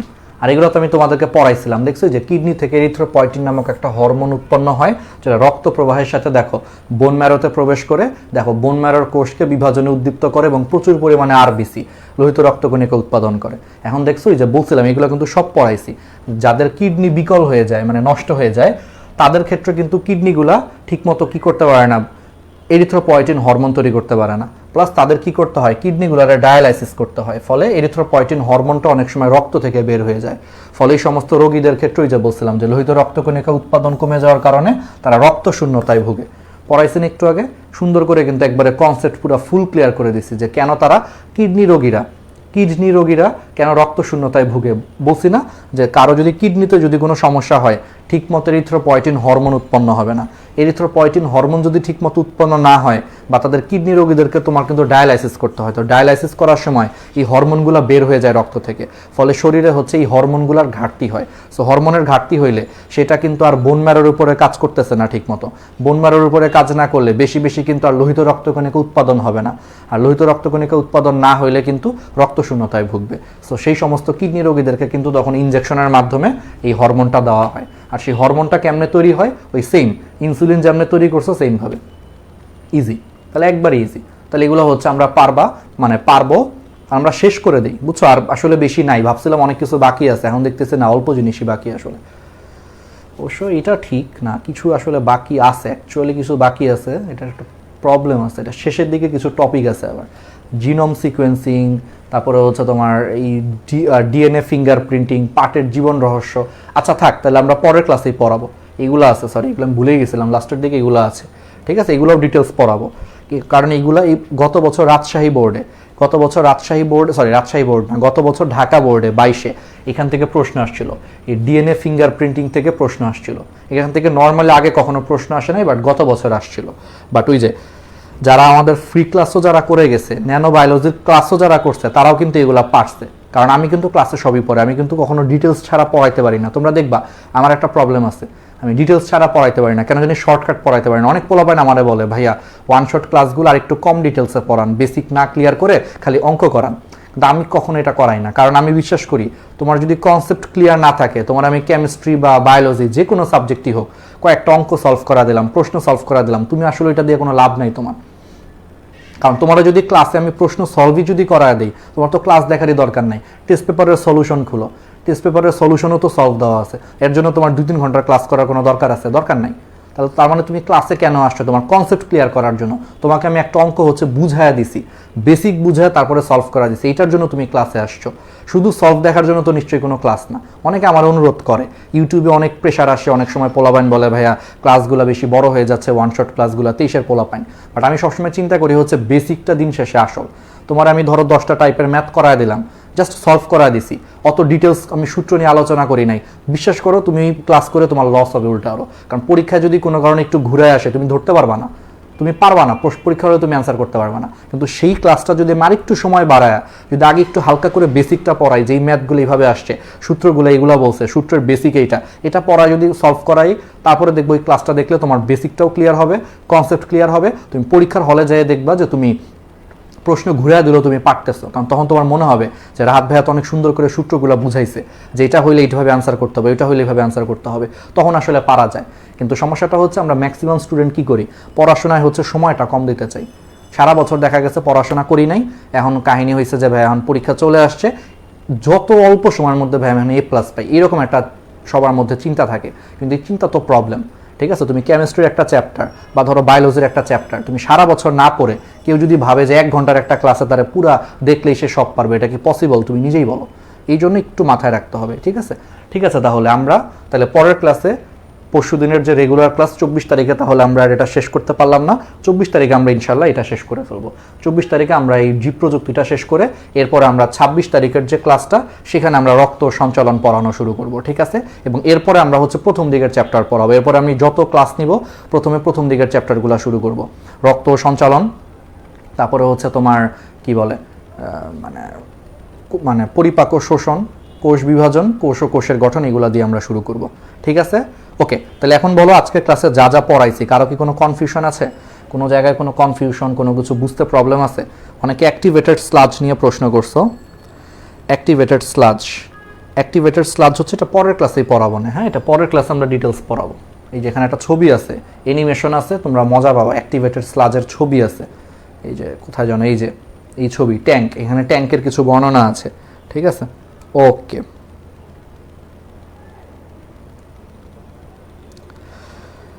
ঠিক আছে, হ্যাঁ আমরা শেষ করে ফেলবো। ওকে, ঠিক আছে, আমি একটা স্ক্রিনশট নিলাম যে মানুষজন আসলে কি মানে পড়াইতে কম চায়, আর আমি এমন পড়াই যে তোমরা আসলে একটা সময় বিরক্ত হয়ে যাও, ভাই আজকে আর না, আজ আর না। ঠিক আছে, তাহলে সবাই ভালো থাকো। তাহলে এই ক্লাসগুলো ভালো মতো করো।